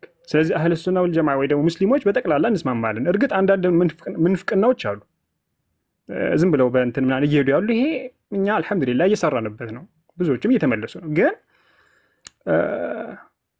እንደዚህ አይነት ነገሮችን ይዞ መጥቶ እስልምና ላይ ክፍተት ምናምን ይሄ ዝም ብሎ አመድ ማፈስ ነውና አላህ ሱብሃነሁ ወተዓላ ስለራሱ ነግሮናል። እኔ የሚመስል ነገር የለም ብሎናል። ከዛም በኋላ ደግሞ ለራሱ ባህሪዎችን አስብቷል። ስለዚህ እኛ ቁርአን ላይ የመጡትን የአላህ ባህሪዎች እናሰብታለን ከማንም ጋር ሳናመሳስል። ጌታችን የሚመስል ነገር የለም እንጂ ጌታችንን ምሳሌ ለመስጠት እኛ ወደሚበላ ወደሚጠጣ ወደ ስክሪፕት ወደ ምናምን አይደለም የምንዞርና ባረከላሁ ፊኩም። በጥቅሉ ጆዬ ወላሂ በጣም ነው እንደውም ትልቅነትህን ያየሁበት። በቃ ይሄ ነብዩና አለይሂ ሰላቱ ወሰላም ራሱ ደርሶባቸው ግን ሰሃቦች ይበልጥ ኢማናቸው እንዲጨምር ያደረገ ነገር እውነትም ነብይነቱን ነው የሚያሳየው። ምክንያቱም ሎጂክ ዝም ብሎ አለመናገሩ በራሱ ከጊዜ በኋላ ወህዩ መጣ፣ ነብዩ መለሱላቸው መልሱንና እቺ ነጥብ ለማስተላለፍ ነው። አፉ በሉኝ ፊት ለፊት ለስሚዟም እና ጆዬም ፊት ስለወራው ቀጥሉ ኢንሻአላህ። ጀዛከላ ኸይር። አሪፍ ነጥብ ነው ያነሳከው። አክቹሊ ኖርማል ነው እንትን ነው። እኔ ማለት እኔ አሁን በህይወት የተረዳሁት ነገር አለ። የሰው ኢጎ ላይ ማንነታችሁን አትመስርቱ። የሰው ኢጎ አለ አይደለ? የሰው ኢጎ ላይ ያላችሁ ማንነት አትመስርቱ። እንትን ነው አብራችሁ ነው ገደል መገቡት ማለት ነው። እኔ ራሴን የማተልቀው ሰው ፊት ትልቅ ነህ ለመባል አይደለም። እኔ ለራሴ ከተለኩኝ በቃ በቂ ነው። እኔ ራሴን የማነጻጽረው ትላንትና ከነበረው ማንነቴ ጋር ዛሬ ተልቅ ያለው ወይ ነው እየተሻሻልኩ የሚለውን እንጂ የሰዎችን ኢጎ ለማከክ ትልቅ ነኝ ትንሽ ነኝ ገደል ነው የሚያስገባው። እንደዛ አትሁኑ። የማታውቁትን ነገር አላውቅም፣ የምታውቁትን ነገር አውቅም። የማታውቁትን ነገር ራሱ እንትን ስትሉ እንትን ነው እንትን የሰው ጭራ ትረግጣላችሁና እንደዛ እንዳይሆን በቃ ሁሉንም አታውቁ። ገባችሁ? እስልምና አሁን እኔ ማንንም ሰው ልጠሩኝ ሁሉንም ነገር የሚያክሰው የለም። ገባችሁ? እንደየጊዜው ሂደት ትማራላችሁ። አንደኛ ነገር በቂ ለመዳን በቂ ነው ብላችሁ የምታምኑትን ነገር ወይ ደግሞ እስልምና ሃይማኖትን ለማወቅ በቂ ነው ብላችሁ ያሰባችሁትን ነገር ልክ ባወቃችሁና ባመናችሁ ጊዜ አይ አሁን እኔ እስልምና ለመቀበል ሙስሊም ለመሆን በቂ ነገር እንትን ብያለሁ ብላችሁ እንትን ትላላችሁ። ከዛ እንደዛ ብላችሁ ከገባችሁ በኋላ ነው እጅ ሳስታጥብ በነጭ ማስታጠቢያ ላስታጥብ ወይስ በጥቁር ማስታጠቢያ ላስታጥብ ምናምን የሚለውን ጥያቄ ከዛ በኋላ ነው የምትጠይቁት። ግን ለነዚህም ነገር እስልምና መልስ አለው ማለት ነው። ስለዚህ ከዛ በጊዜ ሂደት እየተማራችሁ እያወቃችሁ ዲናችሁ ላይ ጠንካራ እየሆናችሁ ትመጣላችሁ። ግን አንድ ሰው ወደ እስልምና ሲመጣ በቂ ነገር ማወቅ አለበት። በቂ ነገር፣ መሰረታዊ ነገር። አላህ ማን ነው? ፍትሃዊነቱ እንዴት ነው? በእስልምና ድህነት እንዴት ነው? እስልምና የነቢያቶች መንገድ ነው። ከጥንት ጀምሮ ነቢያቶች ሲከተሉት የነበረው የተባሉ ከምን አንጻር ነው የሚባሉ እነዚህ መሰረታዊ የሆነ ነገር ልክ ያንን ነገር ውስጣችሁ ሙሉ ሲያደርግላችሁ እስልምናን ትቀበላላችሁ። ከዛ በኋላ ከሄዳችሁ በኋላ ስለ ትዳር ሊሆን ይችላል፣ ስለ ጓደኝነት ሊሆን ይችላል፣ ዓለም ላይ ስለሚኖረን ኢኮኖሚካል ፖለቲካል የሆኑ ነገሮችን እነዚህ እስልምና ውስጥ ከገባችሁ በኋላ የምታውቋቸው ናቸው። ምክንያቱም እስልምና የመዳኛ መንገድ ብቻ ሲሆን ዌይ ኦፍ ላይፍ ነው። ላይክ ህይወታችሁን እንዴት መኖር እንዳለባችሁ። ሴት ልጅ አሁን ለምሳሌ እስልምና ታቅና ወደ እስልምና ተገባለች። ከዛ በኋላ ሴት በመሆኔ ምን ጥቅም አገኛለሁ? ባሌ እንደዚህ አይነት በደል ቢፈጽም ምንድነው እስልምና የሚለኝ? እንደገና ደግሞ ህይወት ውስጥ ራሱ ገብታ እኔ በወለድኩ ጊዜ እንደዚህ አሁን ለምሳሌ በወለድኩ ጊዜ ችግር ይፈጠራል። እስልምና ለዚህ ነገር ምን መፍትሄ ሰጠኝ ምናምን የሚባለው እንደዚህ በጊዜ ሂደት ነው የምትማሯቸው ማለት ነው።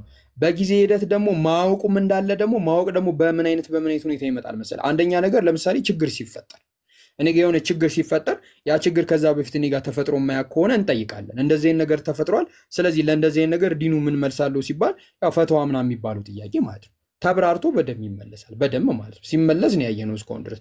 አንዳንድ ጊዜ ደግሞ ሽቦዎች ከተፈጠሩ ሊሆን ይችላል። የሆነ ቦታ የሆነ ነገር የሚወራ ሰምተን ያንን ነገር ለመመለስ ሰዎችን በመጠየቅ ምናምን እንመልሳለን። እና ያ ነው ያለው ነገር። እና የማታውቁትን ነገር አናቅም ብሎ አትጋጋጡ። እሺ ትልቅነት ነው አለማወቅ ለማለት ያክል ነው። ቀጥል ኡስታዝ ስሚስ። ኧረ ሻህ ምንድን ነው ዘለህ የምታሳንሰኝ ትላለህ። ጀዛከላህ ሙራድም ጃቢርም ገልጻችሁታል። እና አንድ የተረሳ እንትን ያላነሳ ነው ነገር ነበርና በጣም ይገርመኝ ነው ማለት ነው። አንዴ እንደዚህ ቴሌግራም ላይ ያጋጠመኝ ነገር ነበር። እስኪ እስልምና መጣሉት የምንፍቅና ትምህርት ብለው ሲጠይቋቸው ይሄ አንድ አምላክ የሚሏት ነገር አለ አንዱ ማለት ነው። እና እንደዚህ እኛ በጣም የምንኮራበት ነገር ያነሱና ወይም ኖርማል የሆነውን ነገር ያነሱና ሰዎች ጭንቅላት ውስጥ አንኖርማል ለማስመሰል ይሞክራሉ። እኔ አሁን በህይወቴ ንጽጽር ላይ በቆየሁባቸው ጊዜያቶች እንዴት አሁን ለምሳሌ ንጽጽር ላይ እየሰራው ነው ብዬ እያመንኩኝ እኔ ጋር አላህ ስብሐነሁ ወተዓላ ቁል ሁወላሁ አሐድ ይላል። እርሱ አላህ አንድ ነው ይላል። እንዴት መጽሐፍ ቅዱስ ላይ አንድ ነው ይላል ብዬ ጥያቄ ያነሳለሁ? አላደርገውም። እንዴት ሊነሳ ይችላል? እኔ ጋር የተቀመጠውን ነገር ሂጄ እዛ ጋር ላነሳ አልችልም ማለት ከምን አንጻር ላነሳው ይችላለሁ? አንድ በንጽጽር ሂደት ውስጥ ሙግቶች ዲባክ የሚደረጉባቸው መንገዳቶች መካከል ይሄ ነው። ልክ አንድ ሰው ይነሳና ክርስቲያን ከመሆኑ ከራሱ ካለበት ባግራውንድ አንጻር መጥቶ እንዴት ግደል ይላል ሲል ግድያ ከፍተን እናሳየዋለን። ግን እዚህ ጋር ግደል ያለው ከምን አንጻር እንደሆነ ደግሞ እናብራራለታለን። እና ዛሬ በጣም ያሳቀኝ እንደዚህ ተመሳሳይ ጥያቄ ነው። እንዴት አላህ አንድ ነው ይባላል አይነት ጥያቄ ነው። እሱ ምንድን ነው? አላህ ያለ ቃሉ መፍጠር አይችልም። ኧረ ወላሂ እኔ ከዚህ በፊት የሆነ ዲያቆን አንስቶት ነበር፣ መዝሙር ያሬድ የሚባል ዲያቆን አንስቶት ነበር እና በጣም ስቀን ምናምን እኮ በቃ እንትን መልሰ ነው ምናምን ያለፈ ነገር ነው እና ዛሬ አንስተውት አይቼ በጣም ነው የሳብኩት። እና መጽሐፍ ቅዱስ ከዚህ ውጭ የሆነ ነገር ነው እንደ የሚነግራችሁ? ማለት መጽሐፍ ቅዱስ ከዚህ ውጭ ነው የሚላችሁ? ለምሳሌ አላህ ስብሐነሁ ወተዓላ አንድን ነገር መፍጠር በሻ ጊዜ ለእርሱ ምንድን ነው የሚለው? ሁን ነው ወዲያውም ይሆናል ይላል። እኛ አንድን ነገር ሁን ብንለው አይሆንም። አላህ ስብሐነሁ ወተዓላ ግን ሰማይና ምድርን በመካከላቸውን ያለውን ሁሉ የፈጠረ አምላክ አስቡት። ነገር እስኪ ሩህን የፈጠረ አምላክ ሰማይን አስቡት። ይህን ሁሉ የፈጠረ አምላክ አንድን ነገር መፍጠር በሻ ጊዜ እሱ ለሚለው ምንድነው? ሁን ነው ወዲያውም ይሆናል ይላል። አላህ ስብሐነሁ ወተዓላ ግን ነገራቶችን ሁን ብቻ ብሎ ማስገኘት ሳይሆን ነገራቶችንም በተርቲብ አስገኝቷል። ለምሳሌ የሰው ልጅ ጀሰድን ከፈጠረ በኋላ ሩህን ከፈጠረ በኋላ ጀሰዱን አስገኝቶ ምን አድርጓል? ዘርቶበታል። ሩህ ዘርቶበታል ጀሰዱ ላይ። ግን ሁለቱንም አንድ ላይ ማስኬድ ይችል ነበር። ገብቷቸዋል? ሁለቱንም አንድ ላይ ሁን ብሎ ማስኬድ ይችል ነበር። ነገራቶችን ሁሉ በቃ ከዛሬ ስንት ዓመት በፊት ሁሉም የሰው ልጆች በቃ አንድ ላይ ተገኙ ምናምን ብሎ ማስገኘት ይችላል። ነገር ግን ነገራቶችን አላህ ስብሐነሁ ወተዓላ በተርቲብ ይፈጥራል። ነገር ግን አላህ ስብሐነሁ ወተዓላ እርግጥ ነው አንድን ነገር መፍጠር ከበሻ ጊዜ እርሱ የሚሆነው ሁን ነዋል። ነገራቶች ሁሉ የሚያልፉትም በእርሱ ይሁንታ ውስጥ ነው ብለን ነው የምናምነው እኛ ሙስሊሞች ማለት ነው። እኔ እዚህ ጋር ለማድረው ነገር የአላህ ስብሐነሁ ወተዓላ ይሁንታ ያስፈልጋል። ምክንያቱም እኔ በራሴ ላይ ዲፔንድ ሆንኩ አይደለሁም። እኔ በአምላክ ላይ ዲፔንድ ሆንኩ ደካማ ፍጥረት ነኝ። አላህ ስብሐነሁ ወተዓላ ግን በምንም ነገር ዲፔንድ ይሆን አይደለም። ነገር ግን የቃሉ ዲፔንደር ነው ይላሉና በቃሉ እንዲህ ምን ማለት ነው? አላህ ስብሐነሁ ወተዓላ የራሱ የሆነ መፍጠሪያው አስቀድሞ ጃቢር አብራርቶታል ቃል ምን ማለት እንደሆነና ነገር ግን መጽሐፍ ቅዱስ ከዚህ የተለየ ነገር ነው የሚነግራችሁ። እዩት እስኪ አንድ መጽሐፍ ቅዱስ ቃል ብቻ ላሳያችሁ። ዮሐንስ ወንጌል ምዕራፍ 1 ቁጥር 3 ኢላሂ ሰሊም ሁሉ በእርሱ ሆነ ከሆነው አንዳችስ እንኳን ያለ እርሱ የሆነ የለም ይላል። ያለ ቃል አንዳችስ እንኳን አንድ ነገር ያለ እርሱ የሆነ የለም። ያለ ማን? ያለ ቃል። ነገር ግን አምላክ ከቃል ውጭ መፍጠር አይችልም። የታለ የፈጠረበት አሳየኛ መጽሐፍ ቅዱስ ላይ። አንዳችስ እንኳን ያለ እርሱ የሆነ የለም ማለት ቶ ይሄ ቃል ፐርሰን ነው ኢምፐርሰን ነው ምንም አይገባኝም፣ አይመለከተኝም። ነገር ግን እዚህ ጋር ያለ ቃል አንዳች የሚፈጠር ነገር የለም ይላል። ዕብራውያን ምዕራፍ 11 ቁጥር 3 ላይ ስትመለከቱ ዓለማት በእግዚአብሔር ቃል እንደተፈጠሩ ይላል። ዓለማት በእግዚአብሔር ቃል እንደተፈጠሩ ይላል። ዓለማትን የፈጠረው በቃሉ ነው ማለት ነው። እግዚአብሔር ዘፍጥረት ምዕራፍ 1 ቁጥር 3 ላይ ብርሃን ይሁን አለ፣ ብርሃን ሆነ ይላል። ነገራቶችን ማድረግ ሲፈልግ ብርሃኑ ይላል ሆነ ይላል። እንዴት እግዚአብሔር ሁን ብሎ ይላል? እንዴት ነው የሚለው? እንደዚህ በቃ ሁን ሳይል መፍጠር አይችልም ነበር? እንደዚህ አይነት ጥያቄ ነው ወላሂ ላዚም። መዝሙረ ዳዊት 148 ቁጥር 5 ላይ እርሱ ብሏልና ሆኑ፣ እርሱ አዟልና ተፈጠሩም ማለት እርሱ ሲል ነው የሆኑት፣ እርሱ ሲያዝ ነው የተፈጠሩት። እንዴት እርሱ አዞ ይፈጠራሉ? እንዴት እርሱ ብሎ ይሆናሉ?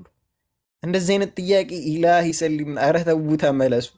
መዝሙረ ዳዊት ምዕራፍ 33 ቁጥር 3 ላይ እርሱ ተናግሯልና ሆኑም፣ እርሱ አዘዘም ጸኑም ማለት እርሱ ሲናገር ሆኑም ማለት እርሱ አዟልና ጸኑም ማለት እንዴት እርሱ ሲናገር ይሆናሉ? እንዴት እሱ ሲያዝ ይጸናሉ? ኢሳይያስ ምዕራፍ 55 ቁጥር 11 ላይ ከአፌ የሚወጣው ቃል እንዲህ ይሆናል የምሻውንም ያደርጋል ይላል። እንዴት ከእግዚአብሔር ለዛውም ቃል ከአፉ ነው። ከአፉ የሚወጣው ቃሉ የሚሻውን ያደርጋል ይላል። ይሄ ከአፉ የሚወጣው ቃል ደግሞ ያለ እሱ አንዳችስ እንኳን አልሆነም ይላል። አንዳችስ እንኳን ምንም እኮ ግልጽ በሆነ አማርኛ እኮ ነው። አላህ ሱብሓነሁ ወተዓላ ነገራቶችን መፍጠር በሻ ጊዜ የእሱ ለሚለው ምንድነው? ሁን ነው ወዲያው የሚሆነው ይላል። ከዚህ በተሻለ መንገድ አንዳችስ እንኳን ያለ እርሱ ያለ ቃል የሆነ የለም ይላል። እና አሁን ይሄን ጥያቄ ብሎ ሲነሳ ምን ያህል እንደወረድን ነው የሚያሳየው። ኧረ ተው ንጽጽሩ አልገባችሁም ወይ? እኔ በጣም ነው የሚያሳዝነኝና እሺ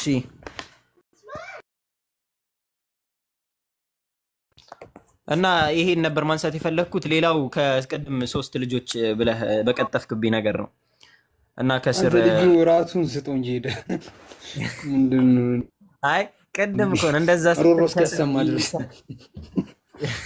ለራስ ቢሆን እኮ ወይ ከልጆቼ አንዱ ነው። እሺ ለማንኛችሁም ሌላ ይሰማል ሀሳብ አለ? ይሰማል ድምጼ ይሰማል። ምንድነው አንተ ልጁን አታበሎም እንዴ? አዎ ልጆቼ ነው። ቅድም ልጅ ምናምን ብለህ በቀጠፍኩ ጉዳይ ማለት ነው። ቅድም ከይስሐቅ ከስር ምን ይልልሃል? ማስረጃ አምጣ። የምር እኮ ነው። አንዴ ስማኝማ። ከይስሐቅ ከስር ምን ይልልሃል? በአንድ ሶስቱም እኩል ነው የፈጠራቸው ወይስ ደግሞ የወለዳቸው ወይስ ተራ በተራ ነው ብሎ ጠየቀና ምን መጣብኝ? አስበው የወለድኩት ሶስቱም እኩያዎች ናቸው። እነዚህ የወለድኳቸው ልጆችም ከኔ ጋር እኩያ ናቸው። እድሜ እኩል ነን። የወለድኳቸው ልጆቼ ከኔ ጋር እኩያ ናቸው። እራትን አልበላም። ይሄ የገባው አካል እንዴት ሌላ ሊጠይቅ ይችላል? አሁን ገብቷቸዋል ያወራው የወለድኳቸው ልጆቼ ከኔ ጋር እኩያ ናቸው። ሶስቱም እኩያ ናቸው። አዎ አሁን ክርስቲያኖች ይሄ በረም ቢገባ ግን እስሚ ዞኔ አንድ ጥያቄ ልጠይቅህ። ስማ አንድ ጥያቄ ልጠይቅህ። ድርጊት በታይም ውስጥ ባውንድድ የሆነ ነው ወይስ ያልሆነ ነው? ድርጊት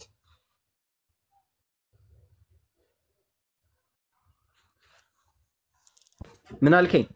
ወገናችን እስሚ ይስተመለሰባ ወይ የልጆቼ እያስቸገሩኝ። ድርጊት በሰዓት ውስጥ ባውንድድ የሆነ ነው ወይስ ባውንድድ ያልሆነ ነው? ድርጊት በሰዓት ውስጥ ባውንድድ የሆነ ነው እኮ። ምክንያቱም በቃ ድርጊቱ ከመደረጉ በፊት ያልተደረገበት ጊዜ ነበረ ማለት ነው። በቃ ያልተደረገ ነገር ነው ሊደረግ የሚችለው አይደለ? ያ እኮ የሆነ ነገር በባህሪ ውስጥ ላይክ መደረግ የሌለበት እንዴት ነው ተደረገ ማለት? ፍጹም የሚደረግ ፍጹም የማይደረግ እንዴት ነው ማለት? ሁለት የተለያየ ነገር እንዴት ነው ግን? እኔ አንተ ራሴን አመመኝሽ፣ ወላሂ ራሴን አመመኝ። እንዴት ነው አንድ የተደረገ ነገር እንዴት ነው ያልተደረገ ነገር የሚሆን ማለት? አሁን ቅድመ ዓለም ያለ እናት አብ ወልድን ወልዶታል። ከወለደው መውለድ ድርጊት ነው አይደለ? ወይ ደግሞ መውጣትን ይላሉ። መውጣት ድርጊት ነው አይደለ? ሶ መጀመሪያ ከጥንቱም ጀምሮ ወጥቶ የነበረ ከሆነ ኦልሬዲ ወጥቷል። በቃ ወጣም አይባልም። ገባካ? አይ ዶንት ኖ ላይክ መቼም እንደሚሆን አናውቅም። መጀመሪያም ሁለት ነበሩ ማለት ነው። ግን የሆነ ጊዜ የሚወጣ ከሆነ ይሄ ራሱ ድርጊት ነው። ይሄ ድርጊት ደግሞ በታይም ውስጥ ባውንድድ የሆነ ነው። ሶ ይሄ ነገር ከመወለዱ ከመውጣቱ በፊት የት ነበረ ነው ጥያቄው። ምን ነበረ? የት ነበረ? ይሄ ሲሉ እንደዛ እኮ ማለታችን አይደለም ብለው ያው ቅድም የአንተ ልጆች እኩያክ እንደሆኑ ይገልጽልሃል ማለት ነው። አሁን የጠየቀው ጥያቄ አሁን እንዲህ እህል ቅጠል የሚያሰኝ ጥያቄ ነው። ቁልቁለት ዳገት የሚያስብል ጥያቄ ነው የጠየቀው ራሱ። ይህ አሁን የሚመለሰው እንትን ነው።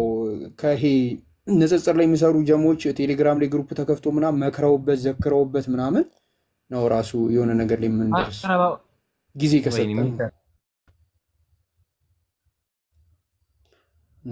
እና አንድ የመጨረሻ ነገር ልናገርና አዛን አለብኝ። እሱም ምንድነው ቅድም መልሼዋለሁ፣ አይተነዋል አንድ ላይ አምላክ እጅ ያለው ባህሪያቶቹ የተጠቀሱትን እጅ ያለው ምናምን የሚለው ሃይማኖተ አበው ዘሰለስቱ ምዕራፍ 19 ላይ ከፍቼ እነዚያ እግዚአብሔር እጅ አለው እግር አለው ጆሮ አለው የሚለው እንደ መጽሐፉ ላይ ልክ እንደተጠቀሰው እንቀበላለን፣ ነገር ግን አይመረመሩም ብሎ እንዳስቀመጡት ተመልክተናል እና መምህር ማስረጃ ይተናል። ግን የትኛውም ሐዲስ ላይ ምናምን ማታገኟቸው እንደዚህ እስልምና ላይ በፍጹም የማይገኙ የአላህ Subhanahu Wa Ta'ala በዚህ አይነት ባህሪ ያልተገለጸበት መጽሐፍ ቅዱስ ላይ በጣም ብዙ አሉ። ግን ከነዛ መካከል እንያቸውና አንድ ጥያቄ ላንሳ። ሁለት ነገራቶችን እንመልከት። አንደኛው መዝሙረ ዳዊት ምዕራፍ 91 ቁጥር 4 ላይ ነው። እግዚአብሔር ላባና ክንፍ አለው የሚለውን እንደዚህ ይላል። መዝሙረ ዳዊት ምዕራፍ 91 ቁጥር 4 ላይ በላባዎቹ ይጋርድሃል፣ በክንፎቹም በታች ትተማመናለህ፣ እውነት እንደ ጋሻ ይከብድሃል። አሁን እኔ እዚህ ጋር እኔ ክርስቲያን ካለ መሆኔ ጋራ ባይብልና ለመቀበሌ ጋራ እግዚአብሔር ክንፎችና ላባዎች አሉት ብዬ ብል ሊመልሱልኝ የሚችሉት ምንድን ነው? ይሄ ምሳሌ አነጋገር ነው፣ ለምን እቀበላችኋለሁ? ምሳሌ አነጋገር ነው ብላችሁ ስትሉኝ ለምን እቀበላችኋለሁ?